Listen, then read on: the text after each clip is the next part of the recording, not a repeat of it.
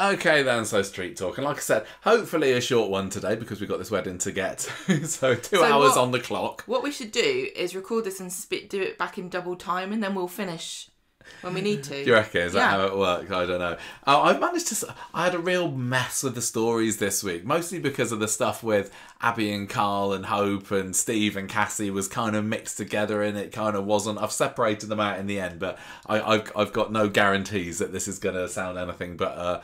yeah, a bit clumsy when we get to that bit, but I do apologise in advance. We're going to start off with the Todd, Theo, Noah story. The No I Don't story is coming up first. Then we have got, well, I preemptively called it Sway Engagement again, which I think we called it before when Lisa proposed to Carla, but there was no proposal yet again today, was there? They're keeping people hanging. We all know it's going to happen. But I was genuinely shocked that there was no proposal today. What you got to do is enjoy the ride, okay? Enjoy the ride. I kind of am as well. Don't be so excited about the destination. I mean, it's still, quite early for them to be getting engaged, isn't it? But I can't think it's going to be too long. But I know that a lot of the Swallow fans were getting quite excited about this online this week. And they were saying, is it going to be Carla to Lisa? Is it going to be Lisa to Carla? Are they going to do a double proposal? And I was like, Kate and Rana already had that one tied up, actually. Yeah. Thank you very much. But then we got nothing. This is the problem with getting yourself spoiled. Like going on and finding out spoilers because they'll give you misinformation and misdirect you sometimes. So. I know, totally. I would have. I don't know. I enjoyed today's Carla bits in the episode anyway. Just whether there was a proposal or not. It was fun seeing Carla squirm. Yeah, it was. She was completely on the back foot, and she's so not used to being like kind of like a giddy schoolgirl, but also like a bit like She likes to be in control, doesn't she? She's having to cede it to in the uncharted situation. territories, isn't she? So we'll do that storyline second. Then we've got the story, which is only a short one, about Steve and Cassie moving in together. Briefly, I'm calling it La Casa de Cassie, Su Casa Steve. That's Spanish. I don't speak that sort of Spanish.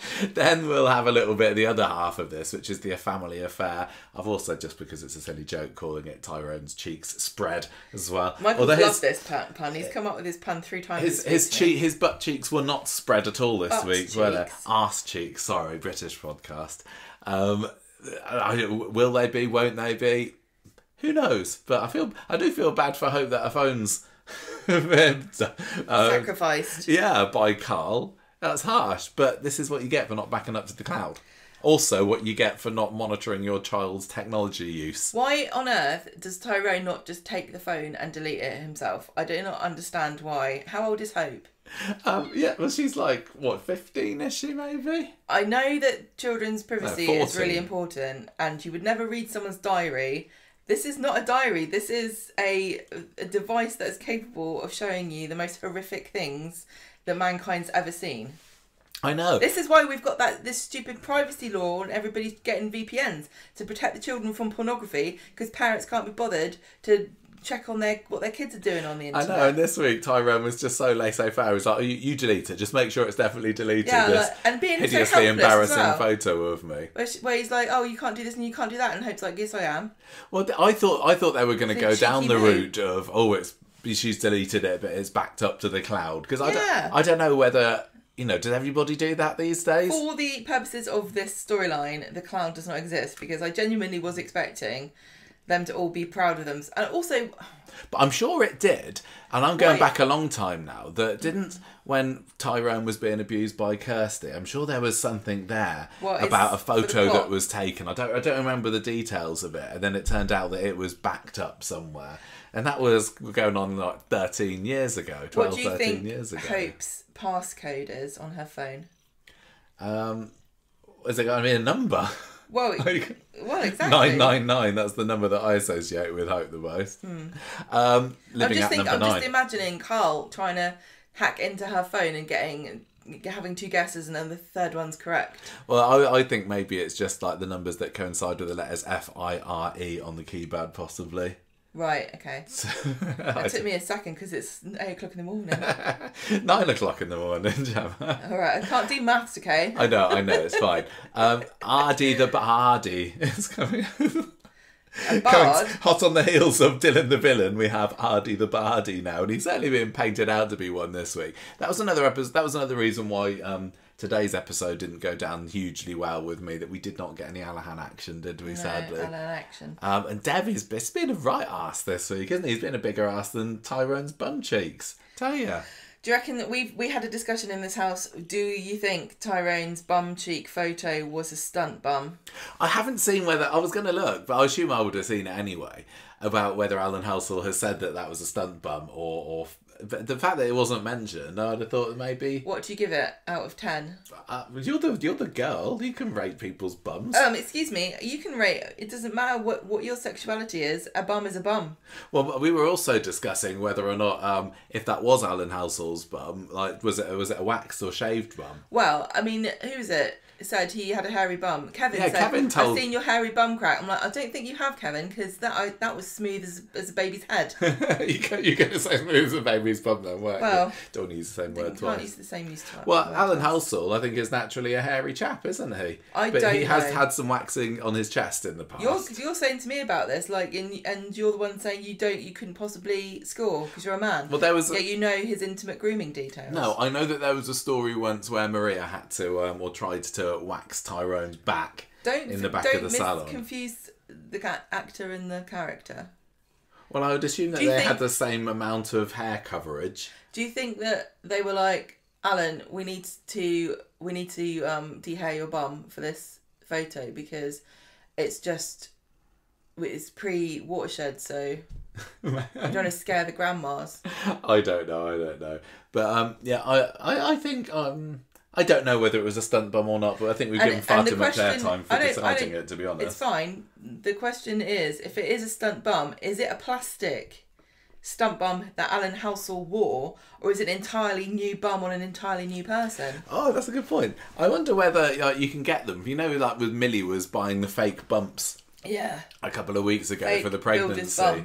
Yeah, maybe. Just slip it down your trousers. I'm more inclined to think that it was a fake stunt bum. Not to necessarily spare any blushes from the actor, but because I can't imagine, and maybe they do this, but I just can't imagine calling Alan Halsall in for a photo shoot to get his arse out. I mean, it's a waste of his time, isn't it? Like, anyone's arse will do. But he was there. He was filming a scene. Yeah, but was his arse out in the scene? I don't know. I don't think it was. It was just a photo. That photo wasn't taken during that scene, was it? No, I think it was, because Abi and Carl were there then it would have been too much of a faff. I don't know. Like, well, it wasn't Carl or Abi's arse, was it? Let's just say that probably Alan Halsall would have been given the option about whether he wanted to stunt bomb or not, because I trust that Coronation Street wouldn't have said... Yeah, but now you've opened another can of worms, right? Because if it turns out he is Alan Halsall's bum... What does it say about him that he had the opportunity to say no and he was like, no, I want my arse to be on television? This is all very many good points we're raising here, but I want everyone to see this hairless arse crack of mine. Well, yeah, maybe he's put a lot of work into it. Electrolysis. It's like when the actors have like topless scenes, don't they? They like pump some iron in the gym for a week or so beforehand to get a little bit of sculpting in there. Don't maybe drink or eat for a day. Who knows? Was that the bum of a man who has fasted? Could be. Anyway, move on. Moving on. That's far too long talking about that entire storyline now. We had a little bit... Oh, Shuttleworth a punt was Gemma's... Jenny fancying George. Oh, gosh, I forgot about that. Yeah, I know. I wish... Come on. We've been waiting so long to see some Jenny, and then she's barely in it this week. But I did enjoy Glenda's mate, Sandra, was it? I can't remember. But yeah, it felt like very little there. There was also a bit more of DD stuff today, which kind of dragged the episode down as well for me a little bit. And then we'll finish off with a little bit of dementia, because that also returned in its glory, all its glory in today's episode as well. Right. Michael, is your favourite word of the week Kafkas? Kafkas. We are hearing that quite a lot at the moment, aren't we? Kafkas is breathing down my neck. I just can't be doing with this Todd and Theo story. It's really, really bringing me down just how uninterested and dull I'm finding it. What about you? I'm finding it fascinating, like when you move a rock and there's weird creatures and you're kind of disgusted and you hate them. What's this? A load of woodlice? Oh no, it's just Theo. I just hate Theo so much. I find it fascinating to watch him. He was quite a star in this week's episodes, wasn't he? He was thrust into the limelight this week. Him and Gary's new bromance that's going on. Oh, there. Him and Gary, you better watch out. What a duo those are.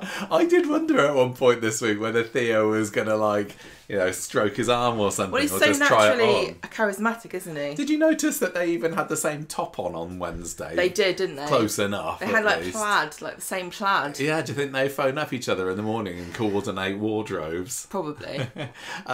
Do you want to do this story? Yeah, I'll do it. You do it. Go on then. So right. What's been going on at number 11? So Theo has got the phone off the phone on Monday from the police because they're dropping this Aadi investigation about him pushing him over. There's so much. They're just building up these big cliffhangers and dramatic tense. Oh no, what's going to happen? And then it just gets dropped. There's nothing. It's not been dropped. The story must move on. Kafkas is still breathing down his neck about it. They're breathing down the neck about. Well, because he's been accused of something. Yeah, I'm sure they know this again? now. They know this as well. So yeah, the Kafkas is children something or other to do with court liaison. Family. Children and flipping children and stuff is what it stands for. Flipping children and stuff. There we go. Yeah. So Theo also makes it clear to Todd that he does not want him hanging around with Billy anymore. And when he's saying, it wasn't anything, he's like, don't negate my feelings. And glares at Todd as he heads out. I was definitely hoping for a bit more, because I haven't even called this one the Undertaker under the thumb this week, because there wasn't a whole lot of manipulation of Todd this week, was there? I was hoping, I want to see him be the victim, but this week it was more, can we get some sympathy going for Theo here, wasn't it? And I was like, no, I don't want to have sympathy for Theo. I don't know if it is. I want to be throwing rotten tomatoes at him. I think it's really interesting because they don't seem to have anybody on Theo's side. I don't think anyone likes him. Any viewers or anyone. I bet loads of people can sympathise with him, and I feel the same way. But equally, I don't care. So I've not seen a whole lot of positivity about him. I think it's fine. I hope they're not trying to make people feel bad for him because it's failed miserably. I'd rather think that they knew what they were doing and they knew that we would all feel this way about them. I genuinely, when he had his meltdown middle of this week, or was it Monday? I can't remember. Find out in a second, I guess. I did feel somewhat sympathetic for him, but what meltdown? When he had his, I'm going to hide in the factory and cower in the corner. No, I'm sorry. I feel like, what's the word? I feel like a detached, I understand this is bad. I would feel, but I don't actually feel anything. He's just annoying. This story. I'm sorry if that makes me a bad person. I'm not going to pretend. No, I don't wonder. They used to film it like 3 weeks in advance back when I first started watching it. And they would have known that the story's really going down like a lead balloon pretty soon after they... Is it?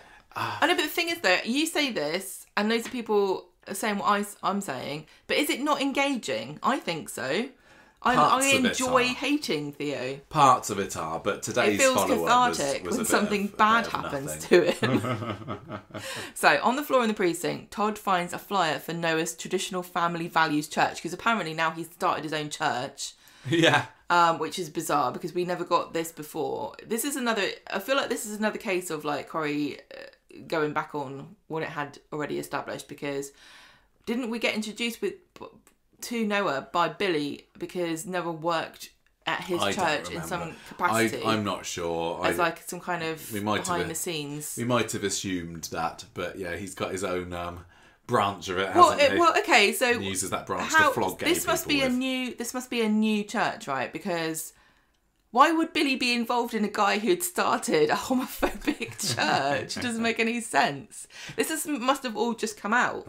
So he's got this family values thing, right? Which apparently, to Noah, family values is stealing another man's family, because he's on the front of this flyer with the Silvertons. It's, that flyer is tantamount to promoting adultery, isn't it? Yes, it is. It really is. You fed up with your family, married. Come to my church. We have anybody, the swingers church. Here's someone else's wife and her children.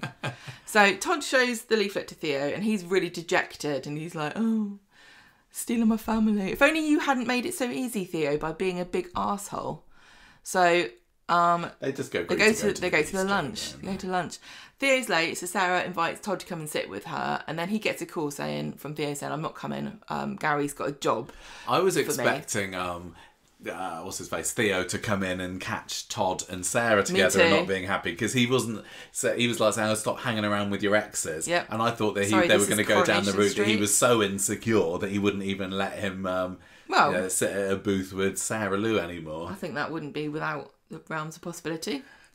It to happens. Be jealous, yeah. Huh? So we had some weird experimental directing on Monday again. Yes, we did, didn't we? Crossfade, camera pans. It was all blurring out all over the place. Hated it. Well, there was that, and I think this was Mondays as well. The stuff with Amy and Aadi, or the extreme close-up. Oh, extreme. I didn't particularly mind that, to be honest. I really hated it. And I bet the actors didn't like it either. I know, you got to be warned. At least they didn't have the same guy filming it when they had Tyrone's bum crack, couldn't they? Just imagine an extreme close-up on that. You'd be able to read the label. It didn't add anything to the scene, and it was like the most extreme close-up. Like, I don't want your chin or your forehead. I just want your mouth and your eyes and your nose. The windows to the soul. Honestly, I didn't mind that at all, but that's because I'm so fully invested in this Aadi and Amy relationship. Pointlessly, I know. That was like, yes, this is really intense scene, isn't it? Yes, show me her face. But the blurring camera transitions, that can get in the bin, honestly. Seriously. So we've crossfade, like I said, to Theo, who's not actually on a job for Gary. He is throwing things around, having flashbacks about people saying he's disgusting. Yes. He was having echoey thoughts in his head, wasn't he? His wound on his wrist. Oh, he was flicking his elastic band like Billy-O. I think that they should have just done an edit of that where they had clips from our podcast where he was listening to that saying, "We hate Theo. Theo's useless. Boring. Switch off every time Theo comes on. Let's fast forward through the Theo scene." Somebody needs to make that. Just somebody reading Twitter posts. Yeah. He's like, "What do you mean people are only talking about Carla and Lisa? Where's all the online discourse about our story?" Yeah, I think maybe he might take it even more personally, because all of this stuff obviously is about his sexuality, whereas I dislike him as a person. And I know him.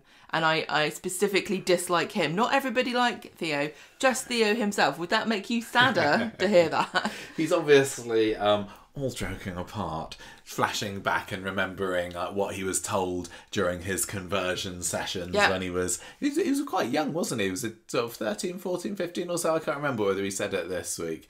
Yeah, because I was confused because I thought Noah and Theo were at a very similar age, which changes everything in my head, really. But I still think it could have happened, because if, say, Noah had been a pastor or whatever, maybe he was youth like worker young, when he was 18, like 19, and Theo was if they're the same mid-teens. age, to me it's different. But if Noah was slightly older, then I don't imagine there's a whole lot between them. I still think that Noah's got his own skeletons. So anyway, I think that's probably how it's all going to end, to be honest. Maybe Danielle's going to find something else about it. Danielle's like, oh, another one? So he starts wrecking the place, and then we find Gary finding him hunched on the floor, looking sad, and having bleeding wrecked from everything, the wrist. and telling Gary not to tell anybody, or especially Todd, about this. And Theo opens up to Gary about his conversion therapy when he was 16. And then he says, Noah said he did it because he was my friend. And how am I supposed to sit back and do nothing when I know he's living with my family? And Gary's like, manly, supportive hug. Let's go and have a beer. So they feel much better when he goes to the pub. And Todd comes in because he'd been ditched by Theo. And he's like, oh, I see. You didn't want to come to lunch with me, but you're out drinking with your friend. And he says, well, I can play games. I'm really good at them. Todd was great on Monday because he was sassy, and he found a little bit of that. You know, he's not completely under the thumb at this point. He asserted himself. He did. He ended up going out on the town, didn't he? And I was like, yeah, you go, Todd. Well, but I think I was wondering whether it was gonna, bite him in the bum when he came back. It will always come back to you in a relationship like this. Mm. So Todd goes, and Theo says to Gary, I don't want to tell him about about my feelings because he might feel less of me. And then Gary tells Theo that Eileen married Phelan, so the family has had some pretty traumatic times. Yeah, Monday's episode had a few callbacks, didn't it? I think even like Paul Connor got a mention by Carrie at one point when they were talking about the bins or something. Yeah. So Theo comes home, wants to talk to Todd, but Todd is like, nope, going out, see you later. I would also have thought that it would have come up earlier in the relationship between Todd and Theo that his mum was married to notorious serial killer Pat Phelan. Is that the sort of thing that you... Maybe not a first date bit of trivia about your family, but you'd have thought, they've been seeing each other for a good few months now. You'd have thought it would have been brought up. Don't you think? Yeah, I guess so. I don't know how much I would really open up, but then people move very quickly in relationships on the show, don't they? Yes, I do. So, Theo punches the door after Todd leaves, and he comes back. He hasn't had a very long night out because it's 8:15. And Theo asks him to sit down so they can talk. He says, look, that flyer did a number on me. I snapped. I trashed the builder's yard. I'm really sorry. Here's my poor hand. And Gary helped me and told me to talk to you. And Todd's like, I'm so sorry. I had a rubbish time. But I'm glad you didn't beat Noah up. So evening time, Theo goes to see Gary to say thanks for all your manly support. Maybe we should go and beat Noah up. It's not Todd's fault, really, for bringing up the idea. And Gary's like, you know what? Maybe I'll do it. I'll beat him up for you. Yeah, Gary is such a good chap. He is a really solid man. I think that it's so funny because Gary's character has just been up and down, and he just can't stay away from drama and crime. Yeah, I love him. This recent bout of boorishness has come on from his insecurities about being beaten up by Lou, hasn't it? Yeah, that's a really good... I really like the fact that Corrie has laid the foundations for this with that storyline. I mean, she did whack him with a pole. I think man or woman, I don't know whether there's so much to feel bad about. Exactly, and he was attacked from behind by her, and then he went and attacked Noah from behind. Yeah. Because Noah said he didn't see him. Yeah, that's a good point. Unless he's lying, and he does know it's Gary. But then Gary's hardly going to say, I didn't attack you from behind. Oops. Right, so Wednesday. Yeah, I don't mind how they've tried to make Gary look like he's got a reason for why he's I think it's good. So Wednesday it is Maria and Gary's Shersha Rings 5-year anniversary. Congratulations. That's not bad for a Corrie married couple at the moment, is it? 5 years. Yeah. I mean, how many of those years they've actually been on screen together and had scenes and storylines? That's another matter entirely. They've grown on me, I tell you. Yeah. So yeah, that was 5 years ago showing your rings, and this time now it was nearly showing an arse crack. So beautiful. This show's got it all. So Gary gets a text from Theo saying, are you serious about sorting out Noah? So Theo is with Todd, still banging on about Kafkas and all this stuff, and Todd's saying it's going to be fine. But then at the yard, Theo tells Gary we should probably not do anything to Noah now. Well, he doesn't want to risk Kafkas. Yeah. So Gary says, Kafkas. no, we're going to beat him up. Bullies need teaching a lesson. I'm going to put the frighteners on him. And then Theo's like, but what about Kafkas? And Gary's like, I don't care about this flipping children association. He just wants to feel more like a man again by beating someone else up. Honestly, if he wants... I think Theo's the biggest bloke on the street at the moment. He should beat him up. Yeah. I don't think Noah's a great prize for, your wall of trophy heads, is it? Not really, but you're right. If he were to take down Theo... Maybe he's going to have to assert Todd. His dominance and his just alpha maleness on Maybe the street. he should just wee on him. Do you reckon? Works for dogs. Right, so Maria's trying to find a card for Gary. She goes to the cabin set, doesn't she? Who? Maria. Yes, she does, yeah. We get to see the cabin set with Jenny in it. We saw it last week. I know, we get to see it again. And they're going through all these rubbish cards, and Jenny's like, yeah, they're... I would say, and I don't know whether this is bad to say it, that I've been looking forward to seeing the cabin again, but it is a bit of a naff, tired set, isn't it? No, it's what a corner shop looks like. I know it is, but it's really sad. It's what like a failing corner shop that's desperately trying to cling on to business looks like. What do you want it to look like? I'm going to say I'm fed up with all these super slick, out of a glossy magazine houses everybody has now. It's just a bit sad, and it probably does. Well, it does reflect It's real not life sad. corner shops. But in the other side of my head, I'm thinking, oh, did they just not do a very good job dressing it up? Like where they've got sweets pinned onto the wall and in like one layer thick, rather than having tons of them. But the businesses like the Cabin are closing left, right, and centre, aren't they? I like the Cabin set. I like their 15-year-old CDs behind the counter. They put them there because obviously they think everyone's going to want to steal whatever boring music they've got. I like all their horrible cards. It looks exactly like a corner shop. I just think maybe they should put it out of its misery. You're talking absolute it's 50 nonsense. years old now. Well, you're nearly 50 years old. I do. I think maybe that is the most controversial thing you've ever said, and it's the most I've ever disagreed with you on this show. Turn it into something else. Especially when Rita goes. Turn it into what? I don't know. Somewhere else, another eatery. So they've got a choice of 3 places to go. Mr. moans about them going out to eat all the time. No, I'm saying give them a bit more variety. Make it a Greg's. Or just turn it into a house. You could do, couldn't you? I cannot believe what I'm hearing. I want everyone to write in. I just think it's a bit sad seeing it on screen at the moment. I really don't get that at all.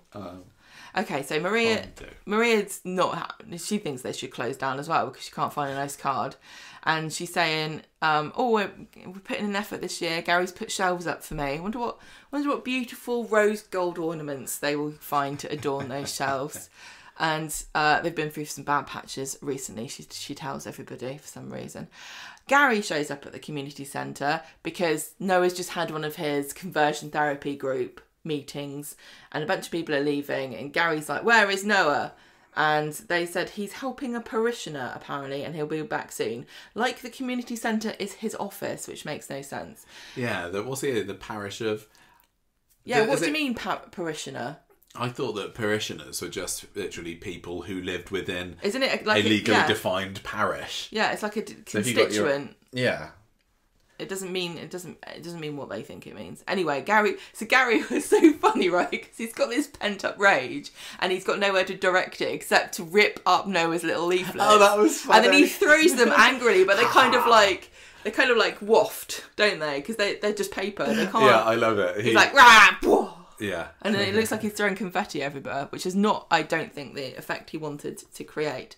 So Maria sees Noah by the tram station. They walk down the road together, having a bit of small talk, which is when is it Noah or Theo? Theo, sorry. Two different people. Excuse my notes. So Noah, it's not Noah, it's Maria and Theo. And she says, "Where's Gary?" And he says, "Oh, he's pricing up an extension in Worthington." We did struggle with Wednesday's episode because we had a friend around who talks an awful lot, and she was talking all the way through the episode. I told you, I don't know why you thought this would be any different. I like the subtitles on because if you miss something, you know what they've said. I don't like the subtitles. Why? On. I just makes me feel like.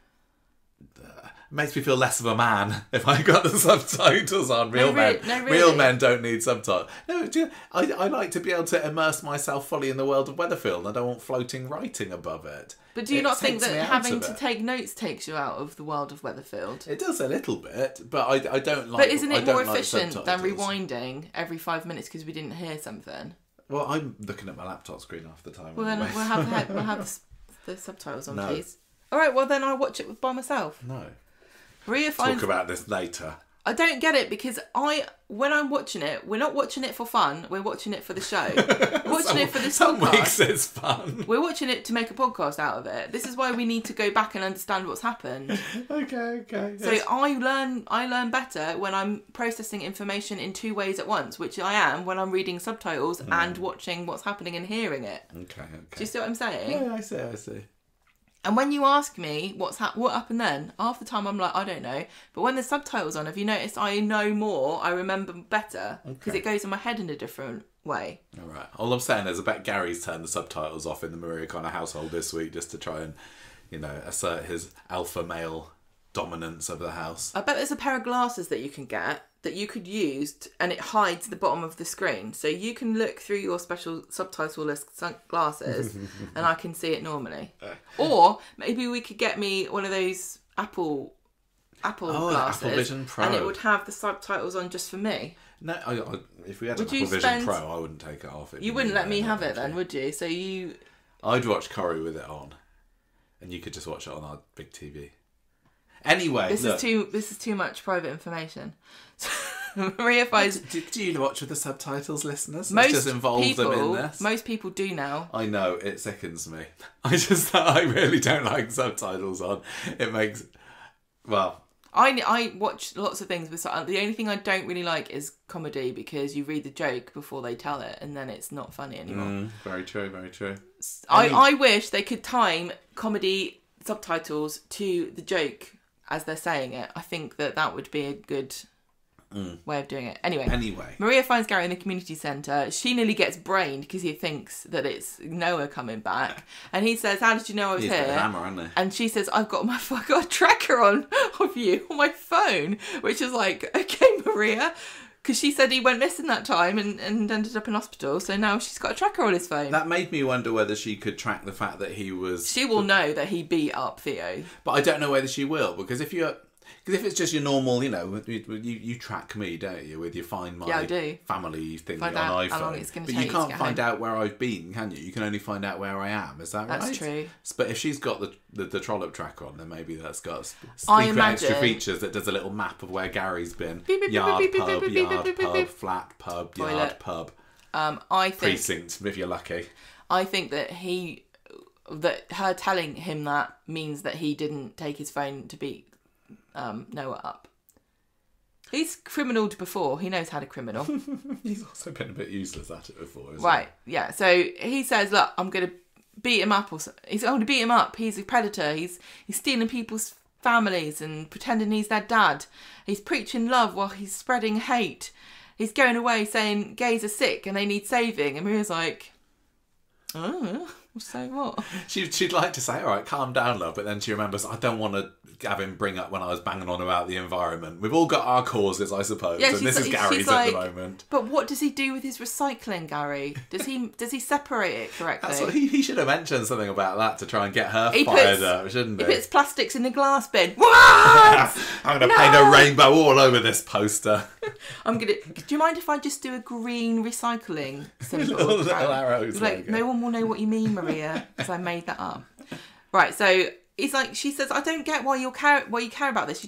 You only known Theo for 5 minutes. And Gary's like, it's the injustice. And Maria says, okay, well, we need to use our heads, not hammers. And yeah, they just end up rainbow bombing the place, don't they? What did you think of this? What? They were so happy with and pleased with themselves, weren't they, when they came out? I couldn't reconcile. I was just thinking, well, would Maria, councillor of the parish, is she still a councillor? She's literally graffitiing the community centre. She is. That's not going to go down well if the papers get hold of this. Get Suki Waters on that, and then Maria's in hot water herself. It's just not right. It just plays straight into people's hands, and it's exactly what happened. Like, I'm sorry, but you just can't. If you disagree with somebody, let them speak, and everyone can hear how terrible they are. I don't think most people agree with Noah. No, I don't see.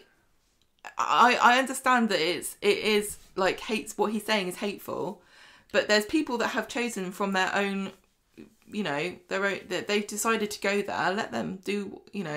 You can share your message of love, but shutting somebody down like this, what does it achieve? It just makes them double down. It makes them feel like they're justified in ostracising themselves. Well, obviously it didn't do enough to completely get rid of Gary's rage, because he does head out later in the evening, doesn't he? There's only so many leaflets that you can tear up, and then if you've still got a little bit left in the tank. Painting those rainbows really didn't make me feel any less angry.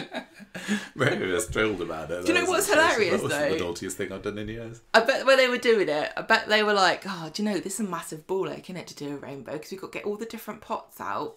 Yeah. All the different colours, and then they would have had to have made sure that they cleaned their brush between each one, because they wouldn't have wanted to get the colours mixed up.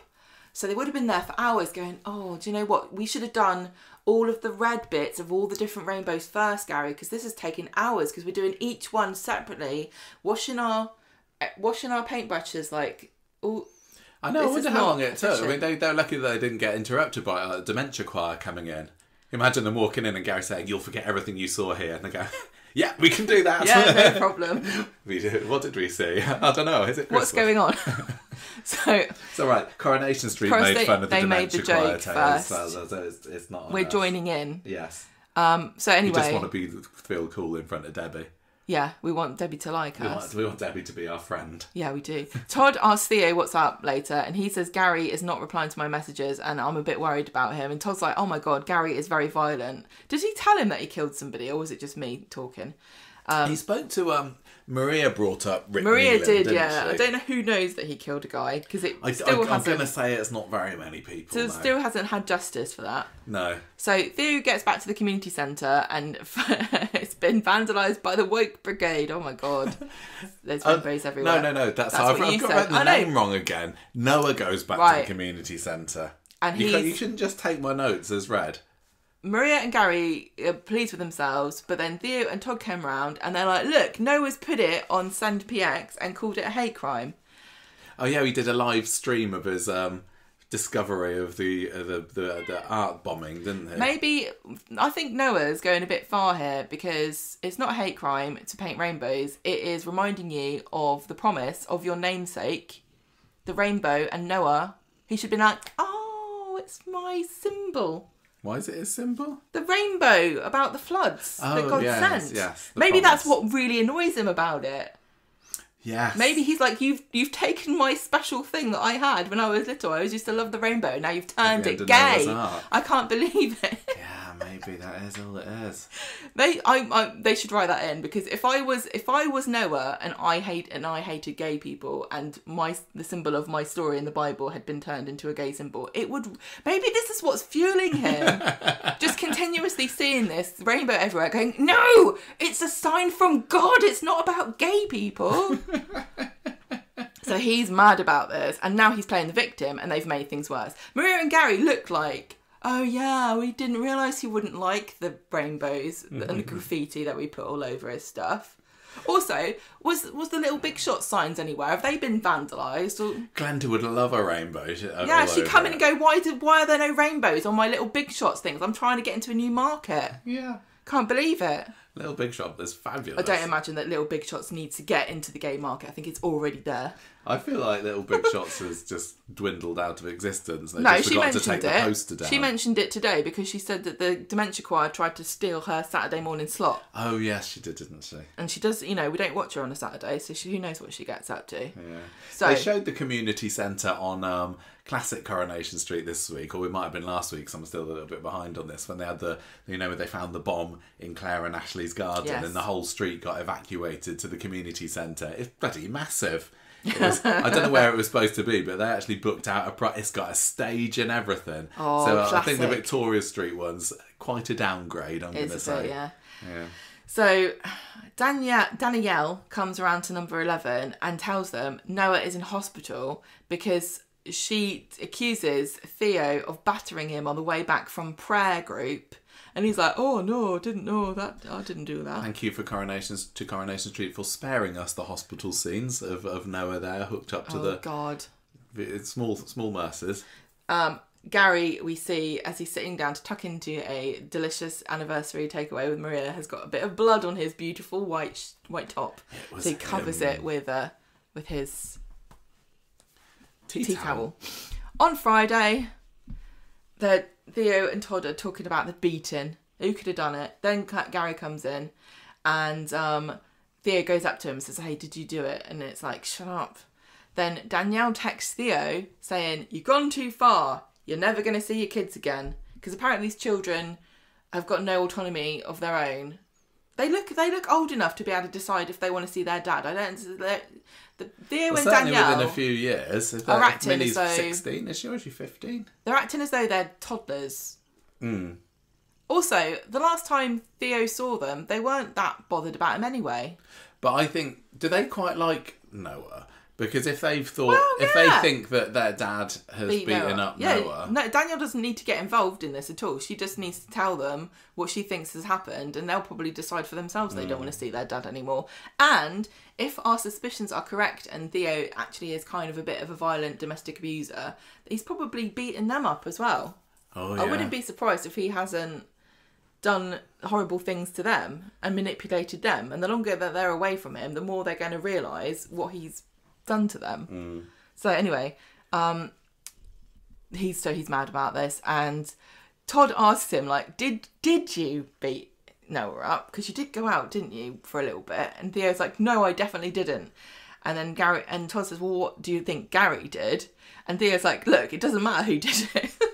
The thing is, everyone thinks I did it. Speaking of which, Lisa comes in and she's like, Hi Theo, you're my first caller. I'm so excited to be back on the job. Get in the car because you're under arrest. Back to arresting neighbours, just like good old days. Yeah. He's like, oh, I didn't touch him, which is, you know, she's like, I'm here to arrest you for something or other. And he goes, I didn't touch him. She's like, didn't say who it was, did I? I thought that she did. No, I don't think she did. But he just blurted that out. So he gets interviewed, and it turns out it wasn't Noah.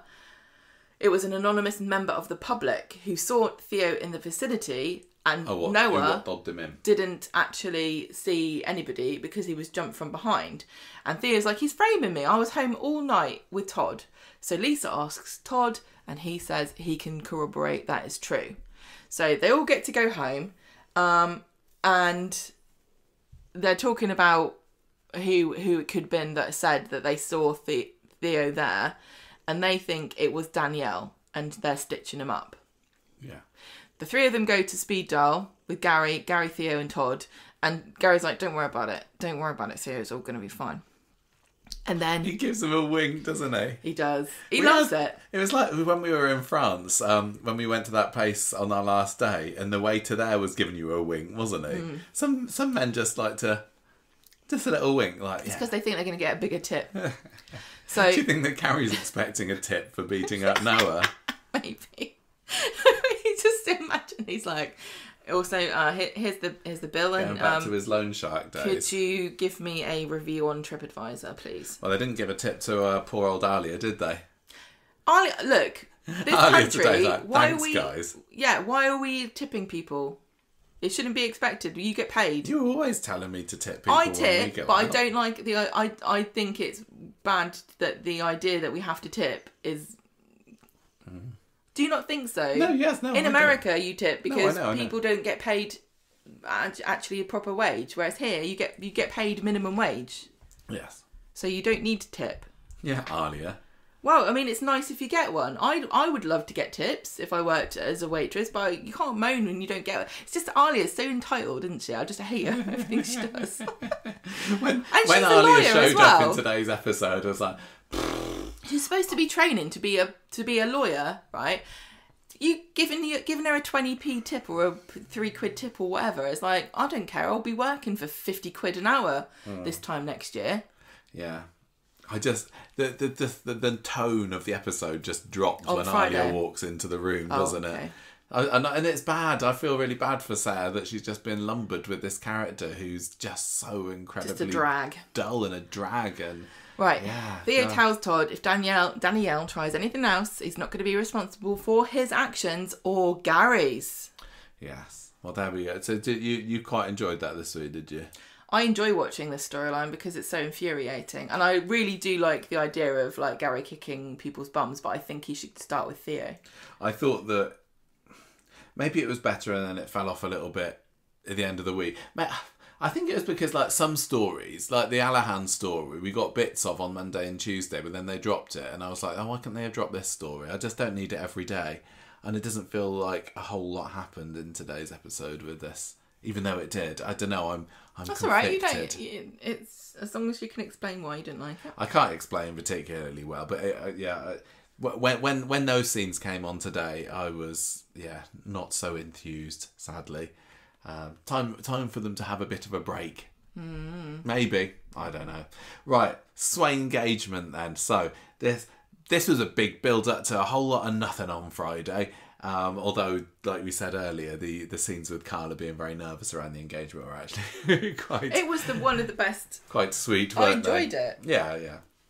So they've moved into this house. I have seen comments online which I totally agree with about how on earth could they have moved in, had a complete refurbishment, upstairs, downstairs in... It was what 3 weeks ago they decided that they were going to move there. So it's not just the moving in. You can't even buy a house in 3 weeks. It's not just the moving in that's been expedited. It's the fact that it's just been completely redecorated. Excuse me. How does anybody know that this isn't what Yasmin had put in when she was in London? Just as she was about to... She was like, I'm going, I don't like the marble. Yeah, well, maybe she was finding it difficult to sell with the Nazir get-up there, and she thought, what do modern people like these days? Why doesn't anybody like my oak and wrought iron staircase? We're still only getting like little snippets of it. I don't know whether it's happening later on today, after we're recording this, but Coronation Street has been promising a house tour of the new number 6, haven't they, on their social media, and we've still not got it yet. Well, I quite like the look of it, I suppose. But anyway, they're getting into an argument already with the neighbours on first thing on Monday morning because Betsy's been throwing their rubbish into David's bin. We never see the bins out on the street, do we? But now Monday morning is bin day. We've got to look out for it every week. I do, yeah, exactly. I do like this beginning of neighbourly conflict because on the one side, you got David, who seriously seems like a neighbour from hell, because instead of just saying, excuse me, you've put your recycling in my bin, which would be very understandable when somebody first moves into their house, they've got a lot of cardboard to get rid of, he just throws it all over their lawn. And it's like, no, learn your lesson. Also, David the dog was barking all Wednesday. Yeah. And we did get a slight mention of Sally wanting to go around there, didn't they? On the other side of their house, they've got this marauding Hyacinth Bouquet trying to invite them for wine and nibbles. I appreciate the mention in the script because I know I had a bit of a moan about it last week on the podcast that they didn't take advantage. I still say that they need to actually have the scene of it happening. Maybe that's to come next week. I literally have got no idea, but they're taking half steps between what could be quite a funny little story there between the neighbours. Do you think that, because I do, this is a leading question, that Sally will be mad with envy when she sees the inside of their house? She's going to come home and go, Tim, they had marble everywhere. We need to change the kitchen. It's not up to scratch. I think the Sally's house is decorated quite nicely. I know, but it's not like their house, is it? They've got like a palatial... I'd quite like the idea of her going round there and telling Carla about how wonderful it is, but then going back to number 4 and say, or whichever number it is, 4, and saying to Tim, I didn't like that, I can't believe it. Oh, that would be quite funny. That must have been Lisa that chose that decor then, because Mrs. Connor would never have put I thought Mrs. Connor was staircase. A black and red woman. Well, no, Carla would absolutely put the black staircase in. Yeah. Something else, I don't know. Well, she wouldn't. The white marble feels very Lisa to me. Because I think that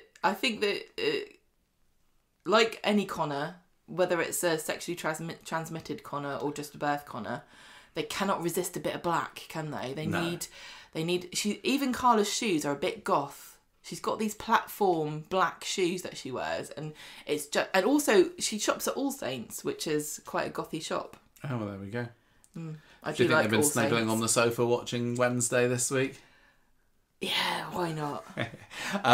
So the subject of art classes comes up because they find a leaflet. It's just leaflets all over the place this week in Weatherfield, isn't Is there? it Stephen What does Brent? Councillor Connor have to say about there just being leaflets littering the floors? Yeah, Maria's like, I can't believe they've printed this out. This is ridiculous. Do you think that Stephen Brent is just moving into another... The magazine trade's dying. He's moving into leaflets. Could be. There's this one about art classes, and Carla said, I did an art class once to try and wind Paul up, and Lisa's like, that sounds like my idea of hell, but she does take the opportunity to book them the final couple of tickets on the class, just to be lovely. What happened to that concert festival that she and Betsy were supposed to be going to? I think they went. I think it happened. Yeah, so Lisa comes around the factory later and says, hey, guess what? We've got tickets to this life drawing class. It's neon life drawing. Yeah, and I don't know. There didn't seem to be many, if any, other people there at the class. Some very closely framed shots there of Carla and Lisa just to hide the fact that they didn't hire anyone else to be in the scene. And there might have been one or two other people. I don't remember. They didn't even have a model, did they? It was some kind of statue. Yeah, well, they were expecting that to be somebody with their kit off, didn't they? They thought that Nick would rock up again and say, "Don't worry, ladies, I've done it before in my different body." But what were they painting in there? Was it a statue? They poured some kind of neon paint onto something, and it looked like fun, but really it was just an excuse for us all to watch Carla and Lisa boop paint onto each other's noses. I thought it was honestly. I did enjoy that scene. I thought it was quite sweet. It was very cute. All very soppy and cute. But why did Lisa not wash her face for hours afterwards? She's walking around like, oh, this looks a bit like war paint. Yeah, maybe. Maybe Gary hasn't actually beaten Noah up at all, and he just went to a painting class. Yeah, and that wasn't blood on his shoulder. It's just neon paint. Yeah. Well, I mean, we didn't see anyone else there. He could have been sitting the other side of one of those easels. It could have been, couldn't he? Anyway, it was all very cute, but it gets interrupted by Betsy calling Carla up. So they go back to the factory. I didn't really get what... So Betsy was in charge designed a top? No, she was supposed to be printing text onto fabric or a pattern onto fabric. And the way it came out with the font that she picked, it looked like it's supposed to say burn baby burn, but it looked like it said bum baby bum. Right. So it was a Tyrone reference. Yeah, maybe. But shouldn't the client have picked the font already? I don't know how these things work. And she supposedly have printed tons of these. Can I say, I would buy one of these. I love stuff like this. I love weird English text on things that doesn't make sense. It's like one of my best hobbies to find. You can't find it very well here. No. You go around with Halloween tops most of the year, don't you? Yeah. That say various. I do. Yeah. I try to keep the Christmas to November and December, but it's just because I don't have very many clothes that fit me anymore, so it's all just Halloween themed. So it all turns out fine, basically, and Carla realises, or she tells Lisa that, honestly, I quite enjoy Betsy's mum. I'm starting to feel like she's my kid. I'd be annoyed if I worked at that factory, because Betsy gets treated with kid gloves all the time. Yeah. Just because she's Lisa's kid. She's made a mistake here. Anyone else get ripped to shreds, and she's like, "Oh, just come up with something different." Oh, Carla's just got soft in her older age, She told Betsy to come up with a different slogan, and I don't remember if she did. I think she did. I can't remember whether we saw what it was. Why didn't you write it down? I don't, because I said I don't think I remember. I don't know. I don't know whether they said what it was. Maybe she was like, "I have come back, Carla, and I think we should just go with bum baby bum." Anyway, Lisa. The question is it bum, baby bum? Or is it bum baby bum? Or is it bum? D. Bum baby bum. Anyway, look, they go back home. Carla tells Ryan about such a lovely day booping my girlfriend Ryan. Oh, okay. I thought we'd gone back in time. No, Rana was the other ones. Yeah. And she says, I'm gonna propose to her, and he's like, oh, he's dead chuffed for this. So this kind of sets the tone for it's all very lovely and soppy for the rest of the week. Wednesday rolls round and Carla comes downstairs. She's had a bad night's sleep with David the dog barking away. Hang on a minute. Did she actually say it was David the dog? Because I like to imagine that David, the man, has gone into the garden and just is barking at the moon to wind the new neighbours up. It could have been. Arf, arf, arf, arf. It's the sort of thing he would do. And this is when they talk about Sally wandering around for nibbles as well. Then they also have Kit kind of reconciling with Lisa, but that doesn't really go anywhere, does it? It's all about the rings. And there's a scene in the factory later where Swain almost, she shows Carla some rings on her laptop, doesn't Carla, she? Yeah, with this. She's like, what do you think of these? And it's a bunch of duos of rings. And Carla's like, what? Yeah, but she just wants to get them for her and Betsy, doesn't she? So Carla is taken, or almost caught unawares with a proposal from Lisa of her own, but no, she just wants to get rings for her daughter. It's funny that Lisa is the one who proposed first, and she didn't put it together that if she showed Carla a bunch of rings, Carla might think she's back on it again. Mm. And also, it is funny that they're they've obviously bought this house together, which involves signing lots of legal paperwork that kind of links you in very real and annoying ways should you wish to split up. But they haven't talked about the other annoying paperwork that you can do. They had to do it very quickly. They probably didn't have time to talk about the marriage side of thing. But they would have had to have really had the thing is, they haven't addressed this at all, and they never will on Coronation Street. But when you buy a house with two people that aren't married, you do have to go through this whole rigmarole of who's going to put what in, how much is going to come out of the end of it, how much interest have we both got in the property, is there a disparity between who's putting in what and how much they're paying. Because when you're not married, you have to... We did this. We weren't married our first house we bought. Don't tell anybody. And so your mum and dad made me sign... Well, I haven't forgotten this. They made me sign you haven't. all this stuff to say I wasn't going to steal your money. What money? I don't know. Anyway, that's basically it for that episode. That Carla is still getting ready to propose, and she's all nervous on the beginning of Friday's episode because she's got the engagement rings through the post. And I thought this was quite. They're doing quite a good job of making it kind of sweet and soppy, aren't they? Because she ends up kind of swooshing the packet over to Ryan when Lisa comes in, and he has to pretend that it's a pair of pants that he's ordered online. Yeah, and she's like, "Oh, it's a bit small, Lisa isn't it?" interrogates him over his pants. She's still got it. I know. That's why she's back. She's best after flexing the her death duty, muscles. isn't Yeah. she? So has Carla only bought an engagement ring for Lisa, or has she bought two? Oh, I don't know. I thought it was just one rings, because. No, you're right. I think it was just one because, or maybe she's just got one spare because she asked Glenda to put one in one of the glasses of champagne later. When you feel, I'd be a bit like, oh, Lisa, your engagement ring's so nice. Or maybe she. But I don't have one, and it would be weird if I bought my own, wouldn't it? So I'm just saying. Just wondering if you had thought about getting me one. Don't know and how these things Lisa's work. like, I did think of getting you one, Carla, and you said no. Yeah.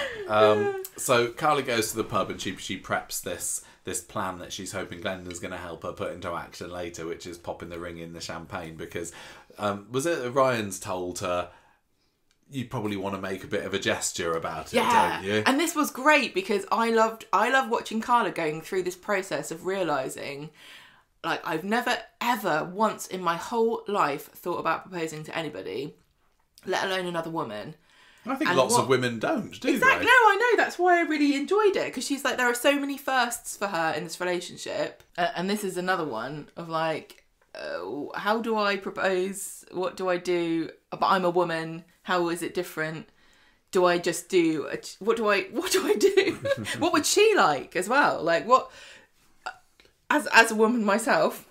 Who has been proposed to. Don't know if you noticed. But I would be the same way. Like, what do I do? How do I do this? Do I make a big song and dance about it? Is it...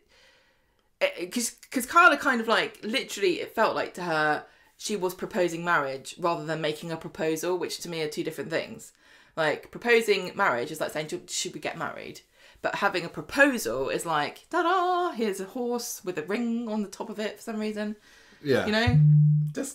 She didn't need to make it high stakes. She could have... I'm really fascinated to know what Lisa would like, because we find out later... She doesn't like no ring and a glass of champagne, Well, she didn't say she didn't like it. She just said that's already been done. Yeah. Go on, carry on.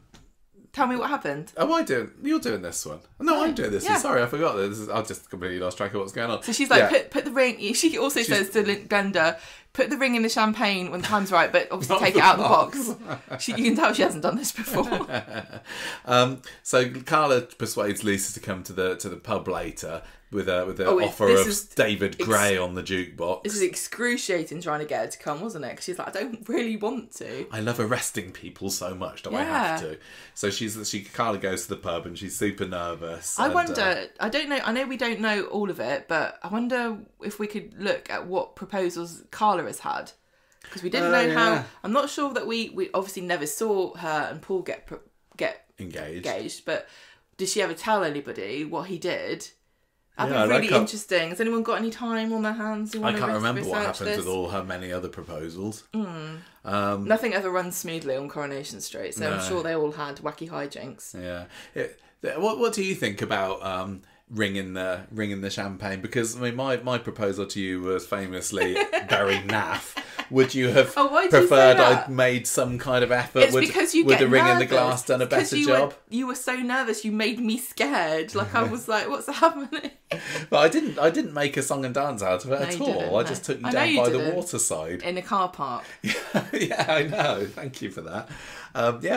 Do you like? That's why I wasn't expecting it, because you said you wanted to propose by the waterfront because you thought it would be romantic, but you couldn't think of anywhere to go except the ferry car park. Well, it was near to the Pizza Express where we just been having. We did have a lovely Pizza Express, didn't we? How many different ways of proposing are there at the end of the day? Well, there's all the big show, isn't there, and dancing and whatever, or like doing the jumbotron at a sports match or whatever. Sign writing across. Going to a show and getting the artist to say. Oh yeah. Well, maybe David Gray could do it. Is that his name? Yeah. They mentioned the mariachi band proposal. Wasn't that Sexy Mexy? I was thinking they were talking about it being Tyrone. I don't remember, but whenever I think of mariachi band, I do always think of Eva Price. Yeah. But yeah, she just needs to go asking down the neighbours, because as soap characters, they've all been proposed to in a variety of wacky ways. Send us your proposal stories and I'll judge them. Yeah. Right. It can't be any worse than ours. Don't worry. So it wasn't. I love that story because it sums us both up very much. I'm useless. No. What then? It was just how you were so nervous. It was very sweet. I don't know why you got nervous, because I tried to propose to you about 10 times before because I was getting fed up with waiting. Do you remember? We did. And you got mad at me. You kept saying, "You can't propose. I'm going to propose." Yeah, well, I didn't have a ring, did I? No, that was we got your ring afterwards. Yeah. I wouldn't. I told you. I do not understand why women let their men pick the rings when you don't. I wouldn't even let you pick my shoes, let alone a piece of jewellery I'm going to wear for the rest of my life. Would you want the pressure? No. There you go. I've no idea. Anyway, so they get there. Lisa turns up, and I love this scene because Debbie Carla's comes over, doesn't she? Debbie's sort of doing her own wedding planning, and she shows Lisa some mock-ups of invites or something. And Lisa's joking about Carla being very bitter and jaded about weddings, and Carla's like, "Oh, is that what you think? Is it?" And then she says, because she rejected her proposal before. Yeah, and then she says, "Oh, Becky had the same wedding scrapbook as you," and she proposed by putting a ring in the bottom of a glass, and Debbie's like, "Oh yeah, that's really common, isn't it?" No, I don't think she said night at the hotel. She didn't say it in a bad way. Well, no, it's like your dead wife was so common. That's very normal. Like, she said it like that happens often rather than that's like everybody a lower class does that, don't they? Yeah, every other night at the hotel apparently. And Glenda at this point is sailing across. I don't know, yeah, like I would have thought that Glenda would have known to wait until Debbie had walked away before doing it. But she's like, "Oh, I've poured this now. It's going to go flat." Yeah, exactly. You've got to drink this, love. Yeah, so she's there kind of floating towards Carla and Lisa, and Carla's just doing that bail kind of gesture, and Glenda just does a complete 180, walks out and swans back off again, and she ends up spending the rest of the episode downing the champagne herself. So good win-win for her, wasn't it? Anyway, the proposal doesn't happen, and we're left to wait for another day. Well, yeah, because she's saying, and Lisa's like, "You sit something up with you, you're right." And she's like, "Oh, I just had some emails."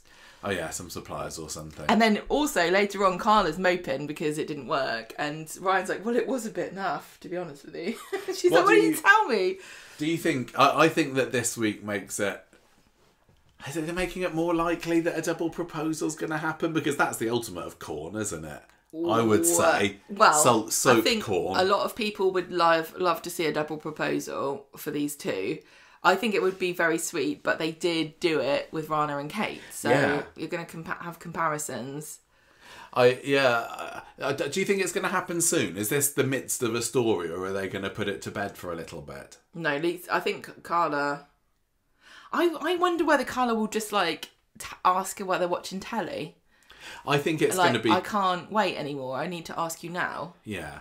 I think that when the scene happens, it'll just be them... Because they're clearly good at giving them kind of these soppy, romantic, cuddly scenes. And I think it'll just be in the middle of one of those rather than some grand gesture. If they do it while they're in the bath, they will need to be careful it doesn't go down the drain. You don't want to lose it down the plug. Very true, very true. Okay, right, time for La Casa de Casa du Casa Steve, Jabba. What's been going on with old Mac and Cassie? You spend much time in Spain because that accent was absolute perfection. Thanks for that. So Monday, Steve and Cassie all over each other again. What do you think about Steve and Cassie being the new Tim and Sally? It's not quite the same, is it? But they are a bit though, aren't they? They're very randy for each other. They are randy for each other, but Tim and Sally are more like they talk about what they get up to, but we don't see it. They're not slobbering all over each other. That is actually true. I can probably count. I bet you could count the on-screen kisses that Sally and Tim have had and Steve and Cassie have had, and they'd be the same. Yeah. I don't particularly mind. It's kind of fun. I think it's funny. I know lots of people just will refuse to forgive Cassie for poisoning Ken. Oh, it's a war in the and fridge. Steve is a total idiot these days, but it's surprisingly not bothered me.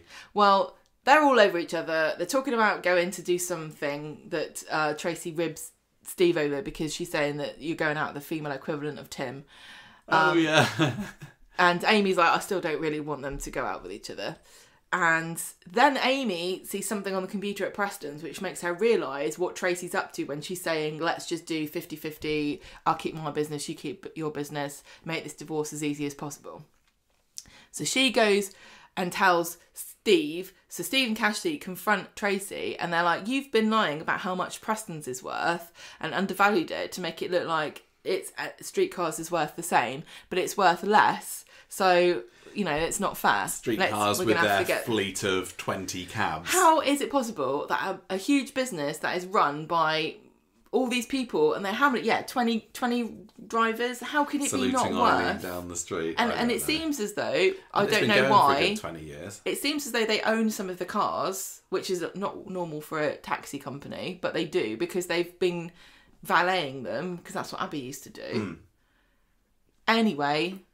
Don't need to worry about the finer details too much. It's just Tracy being a bit of a sneak. So he's like, right, solicitor's going to hear about this. And Tracy's like, how on earth did they find out about that?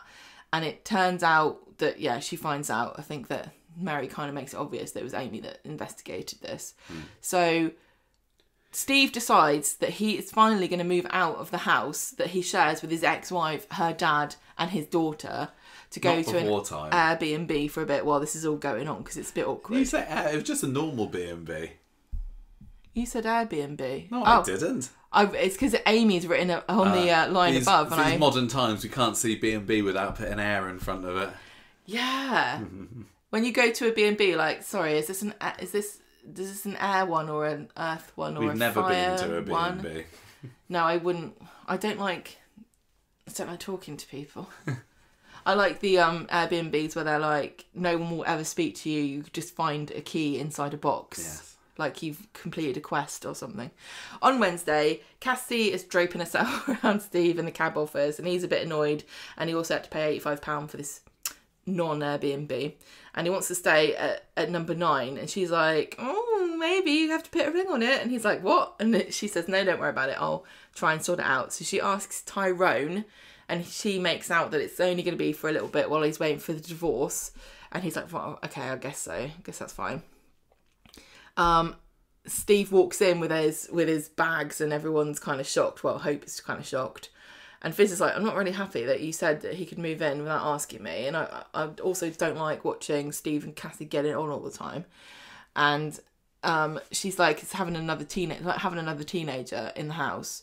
And there was a bit also when it was Lisa and Carla and they're talking to Ryan and Lisa's saying something about you've got too much stuff in the bathroom. I'm like, oh, I'd hate to share a bathroom with a bunch of grown people that I didn't know that well. Yeah, I'm on Fizz's side with this. Like, all of these houses will only have one bathroom. And the amount of adults, it's not really about their bedrooms, it's about how many bathrooms there are. Ryan should have said, actually, it's to try and cover up my facial scar. I'm very sensitive about that. You've just reminded me. I'm an acid attack victim, actually. Thank you very much. So, Fizz is not happy about this, and Hope wants to go to a concert, and they can't decide whether to let her or not. Yeah, well, I told you, this story's just getting mixed up with the Abi and Carl stuff now. But in the end, they let Steve stay, don't they? Well, they do for a little bit until Friday, when Steve plays hide and seek with Doran. Meanwhile, they've got this horrible old fridge that Tyrone bought during lockdown to have an outdoor kitchen, and they get rid of it now because it's just rusted to hell. And they leave it outside, and then a man comes to pick it up. And Steve then still cannot find Doran. He's looking around for him, and now he's scared that he's lost him and he was in the fridge. I would say that Doran would be absolutely terrible at hide and seek because he can't keep his mouth shut. Also, this kid was hiding for a long time. Kids get very bored very quickly. There's no way a kid would have hid that long in a toilet. Doran needs constant stimulation. I think so. So he gets found in the outhouse by Carl, and nobody can account for how Steve didn't find him in the outhouse. I know. If I'd worried that I'd lost a kid, I would look everywhere, including the outhouse. Yeah. And the garden. If I thought that it was probably in the fridge that has been sitting outside the front all night, I'd probably think, I'm going to look in the garden. I would have looked in the garden to start with. I think that was a bit of a... Nobody explained that. Bit of a plot hole, or just a bit of a stretch of the imagination. It would have been better if Doran had snuck in through the back gate and then told Carl, I'm going in the outhouse. I don't know. But anyway, Carl knows he's in the outhouse, and he doesn't say anything straight away for his own purposes, which we'll get to. But Tyrone is very mad at Steve because he let him run off and he didn't know where he was.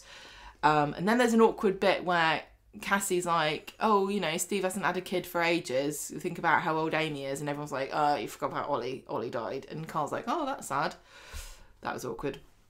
Tyrone tells Steve he's got to move out. It's gone too far. And so Cassie then says, I'll sneak you back in later on when everyone's gone to bed. I do not know. Recipe for disaster, that is. I also really love the way that Steve brought with him a spiralizer. Oh, yeah. Like, that Steve doesn't use a spiralizer. Well, I think they said that this is probably Tracy's. And he's just taking it. Like, you're not having it. I'm going to get a courgette and shred it up. I do feel bad for Steve because he is, like, they made a comment today about him being homeless, and he really is, isn't he? But he's not, though. This is what annoys me. So many of these characters don't have a house because they haven't bothered to get one because they can't be, the writers, want them to live with someone else. This man owns a business. Have Debbie and Ronnie moved into the streetcars flat yet? I can't remember because Steve could just end up going back to there, couldn't he? Why doesn't he move in with Leanne? Oh yeah, it is a bit of a sorry state of affairs when a character with the street pedigree of Steve hasn't got a fixed abode. This is what happens when you marry people millions of times. You end up having to cut everything in half with the divorce every time. He just needs to go and move into the precinct. There's probably a few flats free there, why not? There? Right, so the other half of this story was tied up with Abi and Carl and the whole Bumgate. And she's still just giving sexy looks to Carl at any opportunity that she can. I can't remember. And making up the fact she's got a migraine so Kev can send her home from work. It sickens me. I can't remember where they left it last week about whether they were going to have an affair or not, but they're back on again and then back off again. I don't think they were ever off. I thought... It feels like... the number of times during this that Abby's like, oh, no, we can't. Oh, go on then. It doesn't really matter where they left it because, they're just going to swing back round to keeping it secret. Who she thinks she is, Sarah Louise. It's just horrible. It's utterly horrible. I don't mind it at all. I don't go. I think it's quite... I just hate how disappointed it's made me in Abi. And Abi, who was right up there with my favourite characters. And I see her now, I'm just thinking, you slag. No, you can't say that. I can. No, you can only call someone a slag if they're not being a slag. Otherwise, it's discrimination. I really, really hate it. Abi was always the fun, heroic... You've also got to now call Carl a slag in the interests of equality. He's the man slag. But I hate I'm how this has satisfied given me negative feelings about Abi. It's just horrible story. You don't mind it when she blows up people's cars? No, that's brilliant. But having a secret affair with your brother-in-law behind people's back, it's just... Kevin's horrible. Anyway, there was even the bit where Carl comes around number 13 later, and he is like, and she says, "Oh no, we can't." What does a German say? I don't know. Well, he's a German. He's not going to go ho ho ho, is he? He's going to go hum hum hum. She says, "Oh, we can't do it here. It's disrespectful to Kevin." What? But it's absolutely fine to Kevin if they go back to Chariot Square. Maybe they've got some kind of marital boundary set up. It's so horrible. Yes, it would be incredibly disrespectful to Kevin to have a bunk up in their marital bed. Yeah, don't do it in the bed. Don't do it anywhere. That's the lesson you should be taking away from this, Abi. Sorry. They agreed to go out. I can't believe they're doing this on the anniversary of Maria and Gary's wedding. I know. Talk about disrespectful to the entire institution of marriage. So... Tyrone's sorting out this breakdown in the precinct later, because where else outside of the confines of Coronation Street and Victoria Street would a car ever break down in Weatherfield? Of course it's the precinct. And who else should be there but Abi and Carl, because they've gone out for a sexy day out to the precinct, because there's nowhere else in the whole of Manchester that you're going to take your illicit lover. No, there was some reason that Carl was there, and I can't remember what. I think they had a reason, but... He wants to get a sausage roll. I should have seen this coming when they had the precinct set built. There's just there. Everything happens at the precinct. I don't mind. Everything happens at the precinct. Okay. Anyway... You got to let some of this go. I know, I can't. So Abi has to hide underneath the dashboard because Tyrone's there and she doesn't want him to see it. And meanwhile, you've also got Hope, who just happens to be walking past and thinks that it's a hilarious idea to take a picture of her dad's bum. I guess that ties in with her pranks on her phone that she's been playing this year. Here's an interesting and weird question. What? Is this, I know this, we've heard so many stories about, overreach of police powers and, people getting in trouble for stuff. Could Tyrone get in trouble for having his bum on a girl's phone? I think technically he could. Pornographic material. Well, it is a bum crack. I don't know. I mean, I was thinking about putting this as the thumbnail of the Street Talk short on Wednesday, and I thought I don't want to be demonetised for that. No, exactly. I'm not going to get dodgy money. Business. Although Coronation Street obviously had it on their YouTube channel. Not losing money for someone's bum. I don't know whether. I don't know. I suppose everyone's different, but would a teenage girl want a picture of their dad's bum? No, I find this a bit odd. I think that she'd be mortified. Wouldn't she just think it was gross? Yeah, and find it cringe and disgusting that he had his bum. He even had a bum to begin with. Well, let alone showing it off. She uses it to her advantage, or she attempts to later, by saying, "Oh, let me go to the concert. Otherwise, I'm going to spread your bum crack over the whole internet." And like everything on Coronation Street, it will go viral instantaneously. The last thing you want is a viral bum crack. A middle-aged man having his bum crack out is going to make anyone's phone light up. No, but oh well. So. I've kind of gone all over the place here. Abi comes home later and finds Kevin and Jack there, and so she's been there having these illicit milkshakes from Sweet Enough or what have you, and the lads meanwhile have gone out to a shopping trip just to really make her feel guilty about it, and they've bought a load of clothes and some perfume or some potion or I don't know what it was that she really liked. So she's like, "Oh, Kev, you do know me." Well, yeah, because it was something she didn't realise that he knew that she liked. Yes, exactly. What's my favourite ointment? I don't know. You like Burt's Bees lip salve? Can I get you about you only know that a tube of that if you only know that because romantic. I shout at you when you use it because you've got. Do you have a favourite ointment? No. It's a trick question. There we go. So Hope, like I said, uses this picture of her dad's ass to try and get concert tickets. But when she's showing it around at the garage, Abi, and they're kind of throwing the phone around because Tyrone's just got no control over his daughter. I know. I felt I was. He should have been like, "I want you to get that phone open now, and I want you to show me deleting that right now."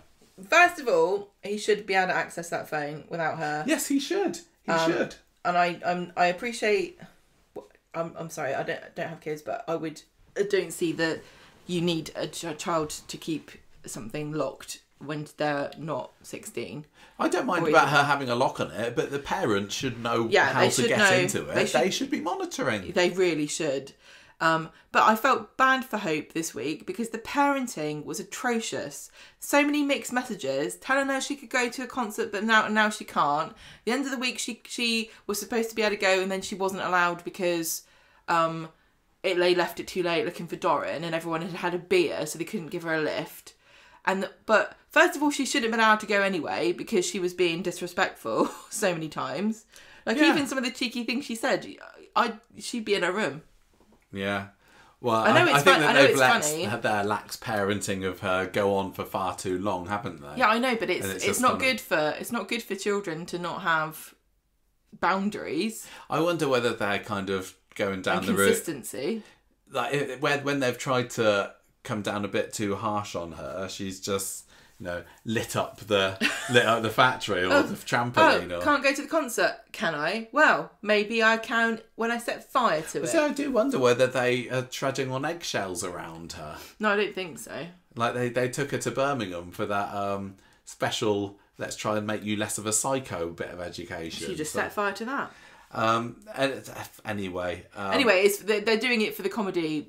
Yeah. And obviously it's funny. I thought it was quite funny, but Abby infuriating watching them make all these terrible choices. Yeah. Abby looks at the photo and she's more concerned with the fact that she's there with Carl in the car at the background, which Hope hadn't noticed before. I wouldn't even looked. Also, it was a really badly framed picture, though, wasn't it? If I'm taking a picture of my dad's ass, he's going right in front and centre there, not tucked away in the corner. Yeah. Also, where were they? They weren't parked at this point, were they? They're just driving around at a really weird angle. Why was their car there? It was all very convenient for the plot, wasn't it? Yeah. But that's what we like. I just didn't really believe the fact that Hope hadn't noticed Abby in the background. I wouldn't have looked. I wouldn't have been looking. You'd have been focused laser sharp on your dad's ass crack, would you? It's hypnotic. Anyway, Abby at the end of the episode tells Carl about this and says, Hope's got a picture of her sneaking away in the car. How can we explain this? We need to delete this picture. Why don't you just come up with something? No, that's what I've been doing for the last few months. Why don't they just say, I had a migraine, so Carl was taking me to the shop so I could get one. Get medicine because I needed to get my prescription. Exactly. But it's more drama this way, isn't it?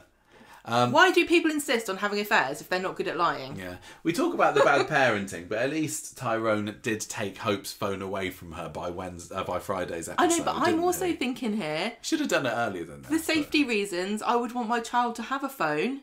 She doesn't need it. It's the summer holidays. She's just bumming around the house. I would give her a dumb phone.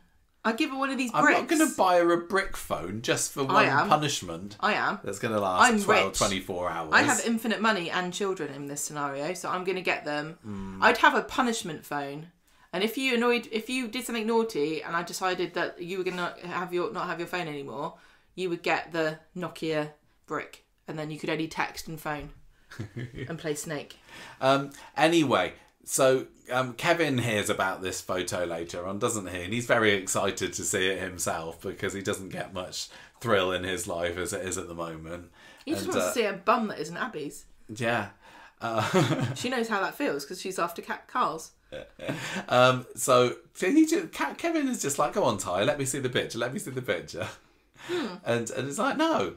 And Abby says, well, Tyrone, why don't you just let Hope go to the gig and then she'll delete the photo? And Tyree relents and still doesn't This was so weird. Don't get involved. Still doesn't say, well, let me see you delete the photo then. No, and why is Abby getting involved? I know why she's getting involved, but why does anyone think this is normal for her to say, I know what, I'll be the terrorist negotiator in this? No, I didn't mind that. That was just a bit of workplace trying to sort each other's problems I guess she's like, can we stop talking about bums and get on with work?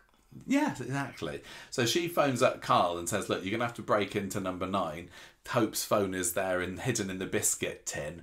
Go and sort it out and get rid of that photo somehow. Tell you what, if I was hiding anything in the house with all of those people who live in it. I wouldn't hide anything in a biscuit tin, not even biscuits. That biscuit tin must be the most looked in place in the whole house. Mm-hmm. Don't you think? Don't you think they're all mad for biscuits in that house? Probably. Can you think of anybody in that house that wouldn't eat a biscuit? Yeah, no, you're right.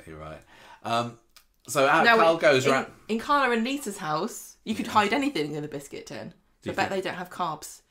Do you reckon? No, only when they're having their special kebabs and sushi meals. So Carl goes round there. He ends up saying that he's going to watch the fort while Steve goes looking for Dorian at the tip in a fridge, doesn't he? Mm-hmm. And so he takes the opportunity very handily to get in there and chuck the phone in the sink, which Hope discovers him doing. What a weird solution to this problem. I wonder whether it would have been better, because I can't remember what he said to Hope about how it got. Did he say I came in here and it just was in the sink? No, he just said, sorry, I don't know what happened. This is like the nuclear option, and it's the one that's least likely to solve your problem, because as soon as she turns it on or gets it fixed or buys another phone and links it, all the photos would come back in real life. Maybe he should have just stolen the phone, because he's basically, by throwing it in the water, he's hoping that this is going to render it kaput permanently, isn't he? So we might as well just pinch it. But it still seems very drastic. Does he care about what Hope thinks about him? No. Why didn't he just get the phone, and I assume that it has facial recognition on it, get her to look at it, open it, delete the photo in front of her, and go, I'm doing it for Kevin because he's my brother. Well, and he asked me to delete it for Tyrone. Less dramatic, isn't it? So Hope ends up putting her phone in a tub of rice. Yep. Although it's mostly just poking out the top for half of the episode. She didn't do a good job. Not really. But it worked. So it only works temporarily, because it switches on for a bit and then it goes back off again, doesn't it? But do you imagine that it's going to be fully recovered next week? Yeah, it'll be back to normal by Monday. Yeah, that rice does a really good job, doesn't it? Can you eat it afterwards? I don't. Or because it was give it a wash, soapy water, you probably shouldn't. It'll be fine. What happened? Carl and Abi go to the bistro at the end of the episode, and Abby's kind of been thinking, this has been really risky. I think maybe we should give this up. No, let's not give that up. Every time they say, I think we should give it up, I just get hopeful, and then they throw it out the window and say, no, we're keeping this affair going on forever. Because, she wants this to keep going on forever. Well, she has a go at him, though, because she says, you knew that Dorian was hidden and you didn't say anything because you were trying to hide the fact that, trying to get hold of the phone, and this has gone too far now because you let somebody think their kid was dead for your own selfish purpose. She knows that he's a bit of a bad lad. This really reflected very badly on Carl this episode, because not letting people know. I didn't really consider it as I was watching. I was horrified that he knew where Dorian was and let everybody think that he'd been locked in a fridge. My opinion on Carl, asshole. I think with me, it's my opinion on Carl can't possibly get any lower. Yeah. Anything he does, it's already rock bottom. So it's like water for ducks back to me. Like, he's done something else terrible. Right. So there you go. You don't care. No, I don't care. But I want this to go on forever. Is just the fate. It's just. Phrase of doom for this, because that's the last thing I want with this story, but it feels like it is. What's been going on with the Allahans this week? This is the story that it drove me mad, because it just makes me incredibly sad to see how Dev is treating his son, but also it's probably the one that I enjoyed watching the most out of them all. Okay, yeah, I like Asha and Aadi and Amy, but on Monday, Asha's telling Amy about what's going on with Aadi, and they're like, it's well harsh to get sent to India. I'm glad that everybody recognised that Dev's decision to send him to another continent was maybe a bit of an overreaction. A little bit, yeah. And not just, you can do that. Yeah. You're sick of your children. Yeah, to send him away. We used to do it to boarding schools here in this country. It's a good tradition to have. But at least that was, in the same country at least. Right, so, sometimes they go through wardrobes and end up in a completely different parallel universe. So Amy tells Mary about what's going on. Mary's like, I'm going to have a go at Dev. Then Amy finds Aadi, who's grumpy, in Victoria Gardens, and she's like, I forgive you for everything. And they have like a little kind of what's it called? Yeah, do it rekindling, don't they? Yeah, so they go back to number one. This is kind of what I've been waiting for years, and it's too late now, isn't it? But I've been hoping and waiting and thinking these two are really good together and the actors have got some nice chemistry here. And I knew it was pointless, but I still, despite all that, really enjoyed these scenes on Monday and seeing the two of them having a bit of soppy time together. It was nice. They go back to number one and they have extreme close-up edition of Coronation Street. He looks disappointed when Amy says that they're mates. And Aadi's like, I wish we were more than mates, but I heard what you said at the party. And Amy says that I just felt numb. And it kind of isn't super spelled out, but she's obviously talking about she's got issues about intimacy after what happened with her and Aaron. Yeah, because, they end up going upstairs later, don't they? Yeah, when they come downstairs, Amy's obviously very upset about it. Saying no, she's not upset. She's got tears in her eyes because she's like relieved. Oh, yeah. Like, I built up this moment so much, but it was really lovely. And I don't know if, there would be a future with these two. But the fact that she was able to sleep with Aadi, she says, with someone I love. And, yes. And the fact that she was able to kind of like overcome her fears in a really supportive, loving environment was kind of beautiful. It was. It was very nice. I thought that her call saying that she loved him was a little bit previous. Yeah, I think so. This is what I mean. This is what I mean when I'm saying I think that there's a love that comes with a very close relationship with somebody you've known all your life. Like, they've known each other for years, and I think that there's a bit, like, it sounds a bit weird, but like a brother-sister, but also very close, romantic as well, a little bit. It feels a bit like the end of It, where all the kids have an orgy to save the planet. Like, you know what I mean? Like, it's kind of like he's purging her of all this negativity. And I don't know that there's a future between these two because I think they're just too different. But I also kind of like the idea that there's this love that transcends romance almost.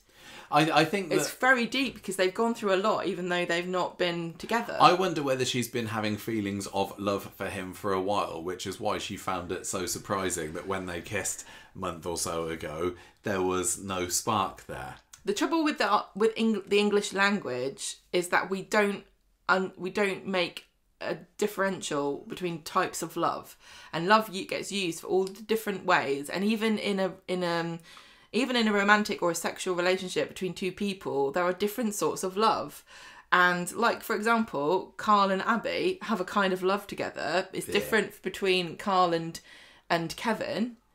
There's different sorts of love. And but I think we always try to fit it into a box that has this, this cultural baggage to it that has expectations attached to that too. I agree, but I think although Amy has loved Aadi as a friend for a while, when she said "I love you" here, it was a romantic love. But do you think that she is him. Mistaken in herself because she is mixing up those feelings of relief with love? Could be.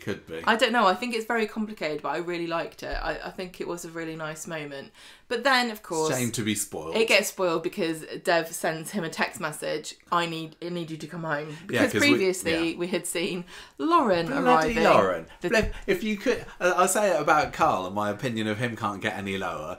Seriously, Lauren, you just have to spoil everything, don't you? It's funny because they've really worked very, very hard to rehabilitate Lauren as a likeable character. They put her in the Rovers, she's a barmaid, she gets all these funny lines and she gurns and she makes jokes and she smirks and snarls at customers because we had that stuff with her and Auntie whatever her name was. Auntie Rani. Yeah, and that was, we're supposed to find her endearing and cute. But then she does this where she goes to the police and she's told them that Aadi has spiked her, and we all know that he didn't actually. at least they do address the fact that it wasn't spiking technically. It was so funny because we had this big old thing about when I was talking about it. I'm like, I don't want to victim blame, but she didn't actually. She spiked herself. Yeah, but she just picked up a drink by accident that she shouldn't. There's definitely a huge difference with the intention. Yeah, which is why Aadi eventually gets let off, doesn't he? Well, Abi keeps jumping up at us and meowing for some reason, so sorry if you keep hearing us. So Jess takes him down the station, and he's told the police everything, and Lauren's like, you deserve to be locked up. And Amy's there, and she says to her, you didn't do it on purpose. And Lauren says, no, don't believe them. They're all like that. They're all horrible men. Aadi lied to me for weeks. He made out he was interested in me, and now he's off with you. He's just trying to cover himself. And Aadi's like, oh, you're needy. Well, no, then Amy's like, hang on a minute, Aadi. Don't retaliate to her. Like, what he said was kind of a bit gross. He was being a bit Andrew Tatey there. No, I don't think so. I think that I read this as Aadi just not really knowing the right thing to say. Yeah. Because he says, oh, Lauren, you're just so needy. Almost like he didn't know what to say, but he knew he had to say something to finish his sentence But he knew the word to use, and that word is a bit of a trigger. Is it? It is to me as a woman, because it's like saying, you're only saying all this stuff because you want attention. But I don't think you're lying. Like, she's completely invalidating all of her feelings. If she thought he did it on purpose, of course she's going to feel the way she is.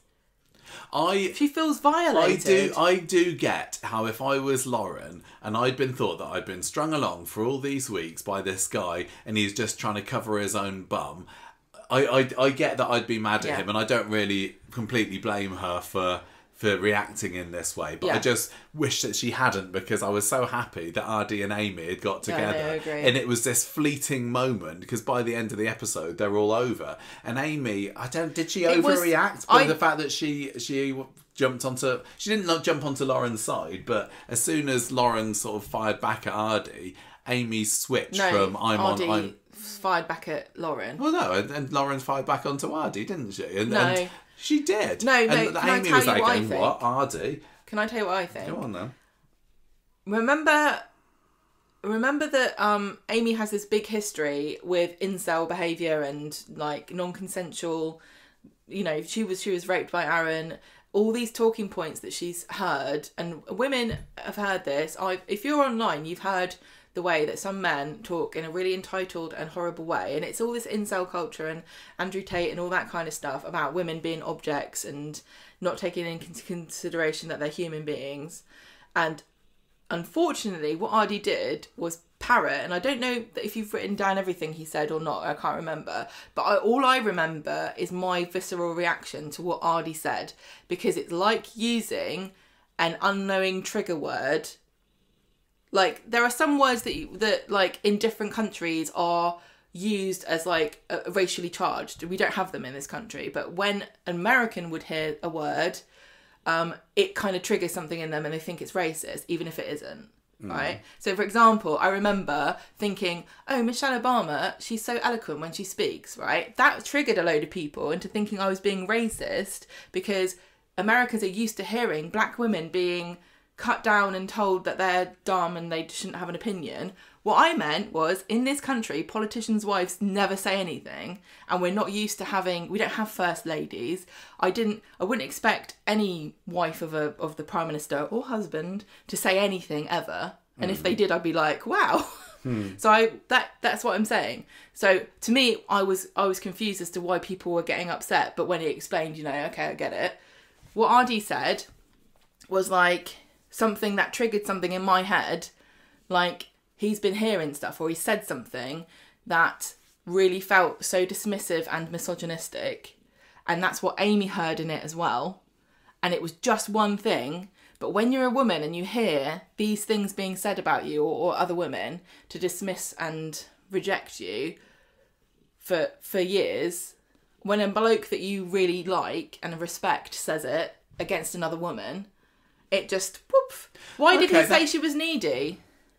I think he was scrabbling around for words to say, and it just popped into his head because he's not the best with words. I didn't feel like I've seen some people saying, "Oh, why are they making Aadi into a bad guy?" And I don't think they are. You see what I mean? He's just... because you didn't get the context. Yeah, but I don't think that Aadi does either. I think he's just said a word and he's not realised maybe that it would trigger her. To me, it felt a bit like he did know the meaning behind it, but he was using it as a weapon to get her to shut up. Well, he's still feeling very embarrassed about the whole situation anyway, isn't he? And he just wants to shut her down because he doesn't want to talk about it. Yeah, and he's finally got together with Amy after all this time and he just wants her to go away. But I don't think that there was any real meaningful venom in what he said. He just wanted her to go away so he can go get back to Amy again. It's kind of like, just like a man... Okay, for example, if you're walking down the road and a man catcalls you and you're like... bugger off, then the man will often go, "Oh, you slag," because it's a word that men can use against women to make them feel bad about themselves. And this kind of felt the same way. Maybe. I know a lot of people were going to agree with you. Yeah, I didn't feel bad for Aadi, and maybe it's just because I know that I sometimes... No, I didn't feel... Sorry, I felt bad for him. I didn't feel like, "Oh, Aadi, I can't believe you said that. That's horrible of you." But maybe that's because sometimes I say the wrong word as well and end up inadvertently getting you mad. Yeah, the thing is, language is so loaded with meanings and sometimes they're beyond our understanding that the cultural baggage that comes with certain wording and phrasing will trigger somebody into a reaction, and all you can hope for is to say, "I genuinely did not know that word meant, in the context I used it in, something different to what I meant." Have to also they're going to have to, honestly, they're going to have to look at it and decide for themselves whether they think that he meant it that way or not. Some of what Lauren was saying, though, I totally disagreed with. When she was saying, "Oh yeah, he puts on this front of being sweet and sensitive, but actually he's not." But I still think that he is. I think that he accidentally got himself into real hot water. He's desperately trying to backpedal with this. He desperately has always been feeling that he's never good enough for his dad. I don't think he turned mean, and when he was trying to cover for her, it was a silly thing to do. But I don't think that he did it like, "Oh, I'm going to trick her, I'm going to manipulate her." There was none of that. He was just scrabbling to try and keep it all under wraps. We watched him, and I totally sympathise with where he went with everything and why. Yeah. But she just had the rug pulled out from under her. Well, and the fact that she's been through the whole Joel thing. She is right. The last time a guy did the same thing, he just wanted something out of her. So now I'm interested to see where her character goes, seeing what I've seen of her Coronation Street desperately trying to make her into a sort of comic kind of like stalwart character that might be around for, decades. Well, being a barmaid. But if she flips half of the other blonde girls. Well, no, but if she flips now and says every I don't trust men, I'm gonna be a toxic character because every time I open up, I get manipulated by guys. It's going to be very tough to reconcile those two elements of her character. And I don't know what I'd rather have, honestly. A kind of a comic Lauren or a tragic Lauren. Lauren. I don't think you can have them both in the same character. That's all I'm saying. Yeah. I don't think you can have her sneering and gurning in the bar and then the next minute doing this. I just ended the episode feeling so like, "Oh, Lauren, you utter cow." But I totally empathise with why she did it. I do, and maybe that's another reason that I'm mad about it. But I wish that we could have just had just this little bit longer of Aadi and Amy together, whereas what actually ends up happening is Amy goes back home, has a cry with her mum, doesn't she, and says maybe you should go to India. But then that's the end of that. From the perspective of like Lauren, why should she be nice about what happened to her? I know. But this is what I mean, though. This is why I hate it when people say just be nice, be kind. Women should be kind.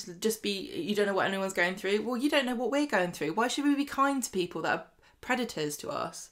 It's crazy. But Aadi wasn't preying on I know, but Lauren. this is what happens, though. You've got to protect yourself. women shouldn't be kind as a default behaviour. This is how we end up in these situations. Well, I wish that Amy had been a bit more understanding then. You should be assertive. I wish that Amy had kind of gone back and thought maybe I was a bit harsh on Aadi. Let me speak to him or something. But we didn't get any of that. It was. I wish I could watch that scene back again. Maybe I'm building it up into something that it wasn't in my head. But all I know is that when I watched it, whatever Aadi said made me go, oh, no. Whereas me, I was like, yeah, Lauren, you are needy. Needy bitch. No, you can't say that. You incel.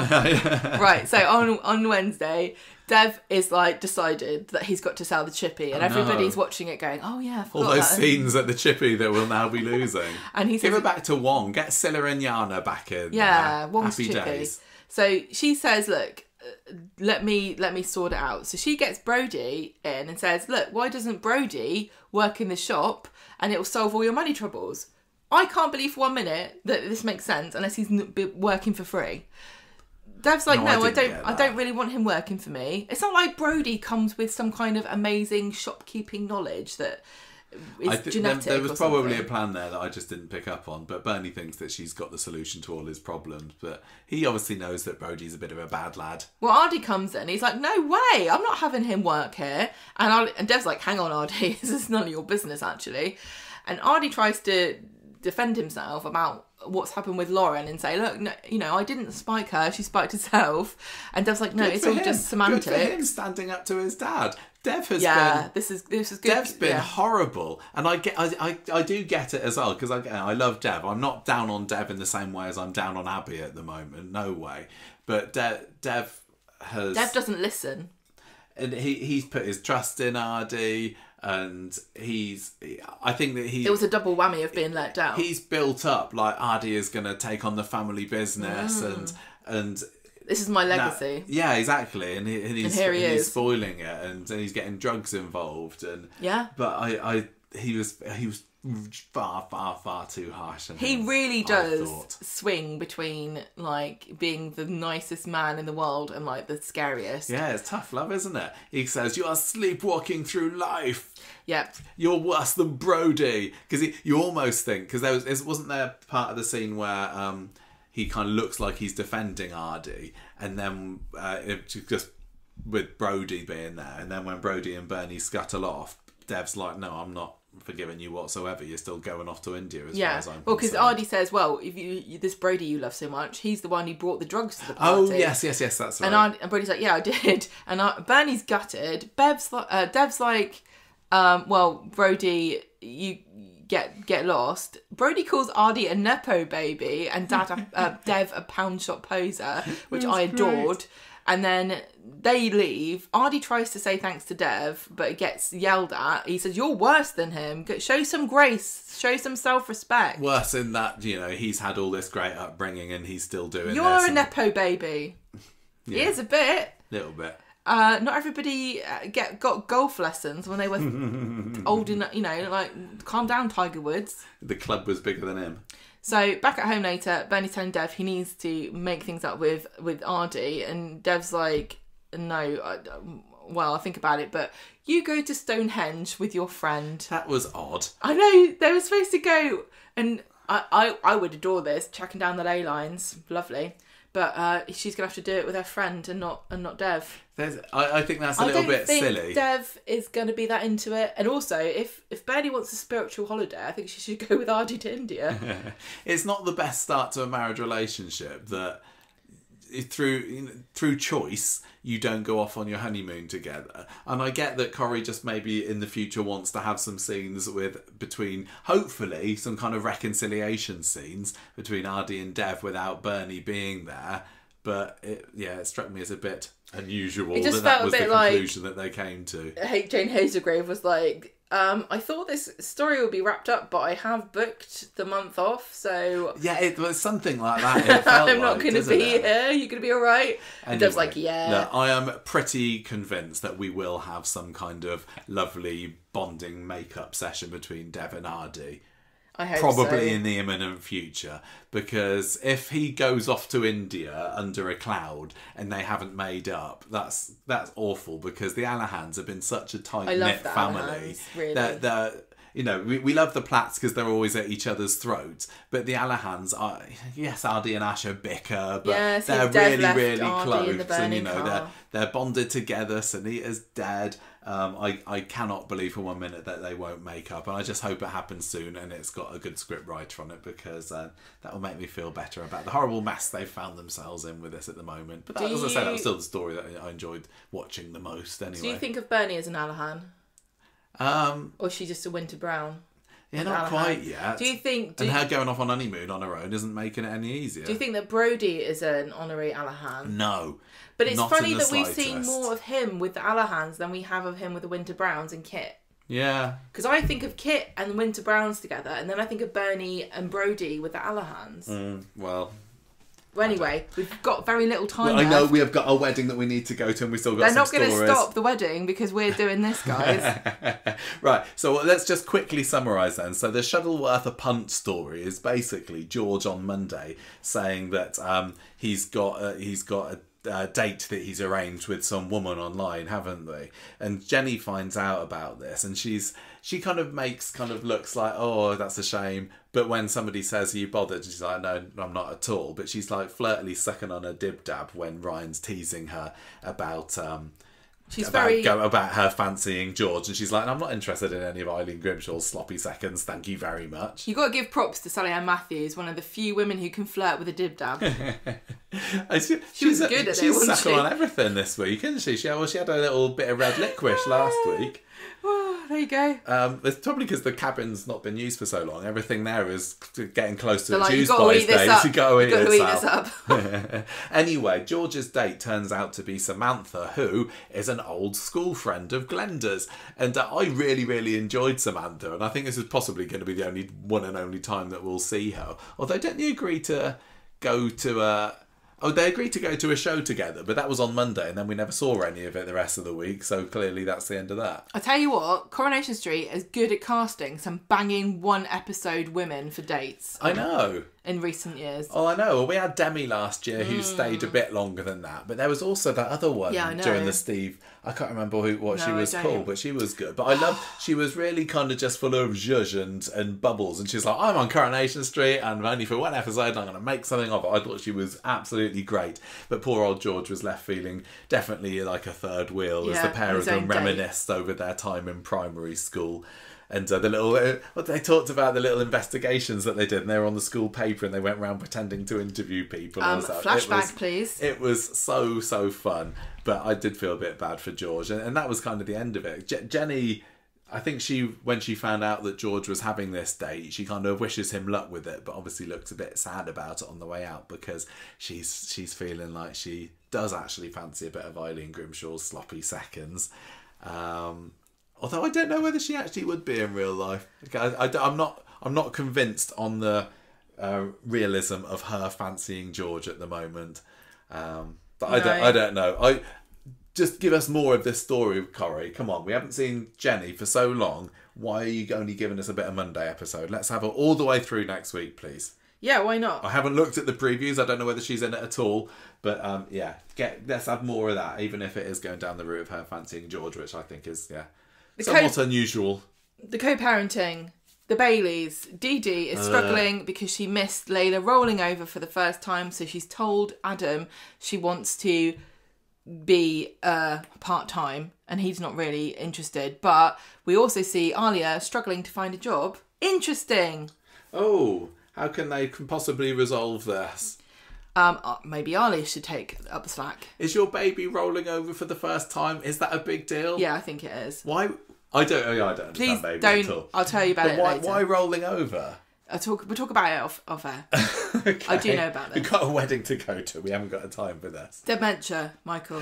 Oh, this was just Debbie and Ronnie in the pub sort of deciding plans for their wedding do, wasn't it? And blokes flinging balls around on the string, which Glenda suggests isn't particularly And then bag. Ronnie's like, sounds like bolus. And she's like, it's not bolus, it's... Yes. That was... It was good, actually. I don't know. Anyway...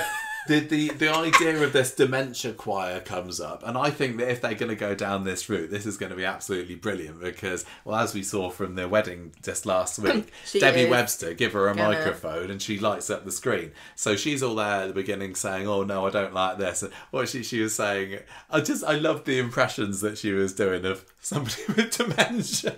Yeah. Like saying, "Oh, well, come and take me home then, Ronnie. What did we sing today? Oh, I can't remember. It's because I got dementia."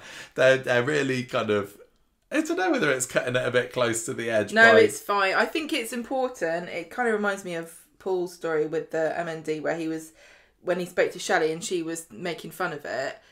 There's a line that can be crossed. It's like when we make fun of it, we're on the line a little bit here. We're doing it because we like jokes and we think of Debbie as our friend, even though she isn't, clearly. And it's never meant to upset anybody who has dementia or is living with somebody who has dementia. But I think a lot of people will see that there's a dark humour in and a catharsis in being able to poke fun at the situation. It was very Debbie how she reacted. Clearly, Debbie is coping with this with humour because there's a bit in this where Ronnie says, "I'm really proud of you." Yeah, because they have their little fallout, didn't they, over something or other. But he doesn't want to wear a wedding ring. Oh yeah, that's it. He's like, "I'll wear it for the ceremony, but I'm not wearing it, in real life." And she's like, "What do you mean?" Ronnie might like a bit of bling. Ronnie seems like he really does feel like a family man who's not had a chance to have a family. Like, I feel like the way he is with Debbie and how loving and gentle and caring he is with her, it feels like he's just been waiting for his chance to have a family. And he's watched his brother, you know, have his big family, and it's not going to be the same with Debbie, but he's relishing the opportunity. So I think he would proudly wear his wedding ring. I think he will by the time it comes round to it. A big chunky signet ring. Well, he's got to have one so he can look at it regretfully at some point when Debbie's having a horrible moment. Exactly. And then he can twist it on his finger in a kind of pensive way. She says that she'll think about the choir at the end of it as well. Now, please do it, Coronation. Now, don't just tease me with it. In the UK, the Dementia Choir was like a TV series about... Was it? Yeah, with Vicky McClure, who's from Line of Duty. So there is kind of like an established cultural knowledge of dementia choirs. Well, music is good for people with dementia. I would never watched it, I don't know anything about it, but I would imagine that you can remember the lyrics of songs that you know much easier, and you can probably join in the song and you feel like you know what's going on when you're in a choir. And you might not have that feeling of safety and control in most of your life, but when you're singing with a group of people, you probably feel like it's very comforting. Yeah, I think it'd be very good, yeah. Well, when we went on a little school trip to the old people's home a couple of months ago, and they had some... They were all just singing, were they? Well, there were people there. It was a load of people with dementia. You're supposed to sing to them. We played music for them, and the person who was running the group was saying, "Oh yeah, music is good for them," and they were having a whale of a time. Aww, what were they listening to? I can't remember. Was it old songs? Was it We'll Meet Again? Probably that kind of thing. I don't think that's really Debbie's bag. Do you know what the sad... I can see Debbie going into this group and taking it over. Yeah, me too. I want to see her coming and Whoopi Goldberg this dementia choir. You know, that's the story that I want to see at the moment. Well, I think it's Not sad. Carl and Abi sneaking around. I think it's tragic and sad to think of us in our old people's homes with dementia singing the lyrics to Eminem songs instead of these beautiful classic nostalgic like 50s. Maybe you will be. Trying to remember all the lyrics to the rap from Stan. We'll be humming the Coronation Street theme tune. Yeah, maybe.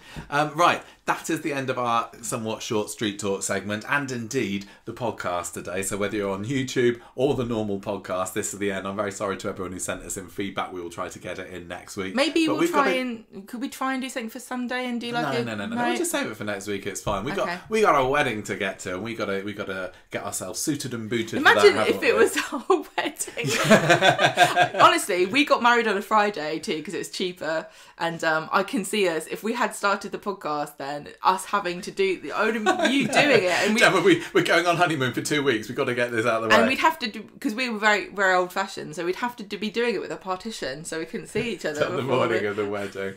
We could do it by Zoom, couldn't we, with the camera switched off? Okay, yeah, I only do cameras switched off. What are you scoring this week's Coronation I really Street? liked today's episode. I thought Wednesday's was a bit of a drag. Mondays was pretty good, I thought. I might give this a 4 because I really liked Fridays, and you gave it bobbins. I gave it banging. Yeah, today just didn't float my boat. I'm gonna give it 4 boxers at precisely the size of one pair of Ryan's pants. Out of 5. I'm going to give it 3 popular folk combos from the 60s and 70s out of 5. Now I want to give character of the week to Debbie again, because honestly, Friday was good because of her.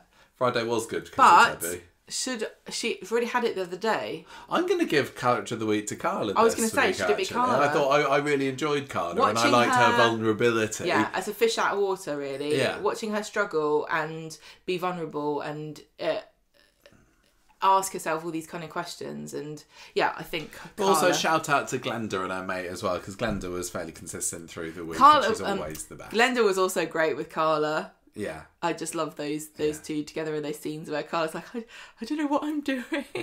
Right, we better get sorted for this flipping wedding, hadn't we? So you said wedding about 10 times. I'm showing off, but we've been invited to a wedding. I know, this is the first time. The first one in a decade. How we do here is whether we're going to get invited to any more.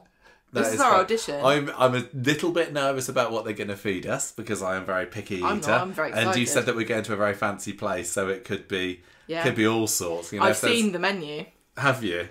Oh, I'm excited. And I don't know what's going on with the disco at the end, but I'm sure I'll be sitting. Listen, no one cares about us. We're just there to make the numbers up.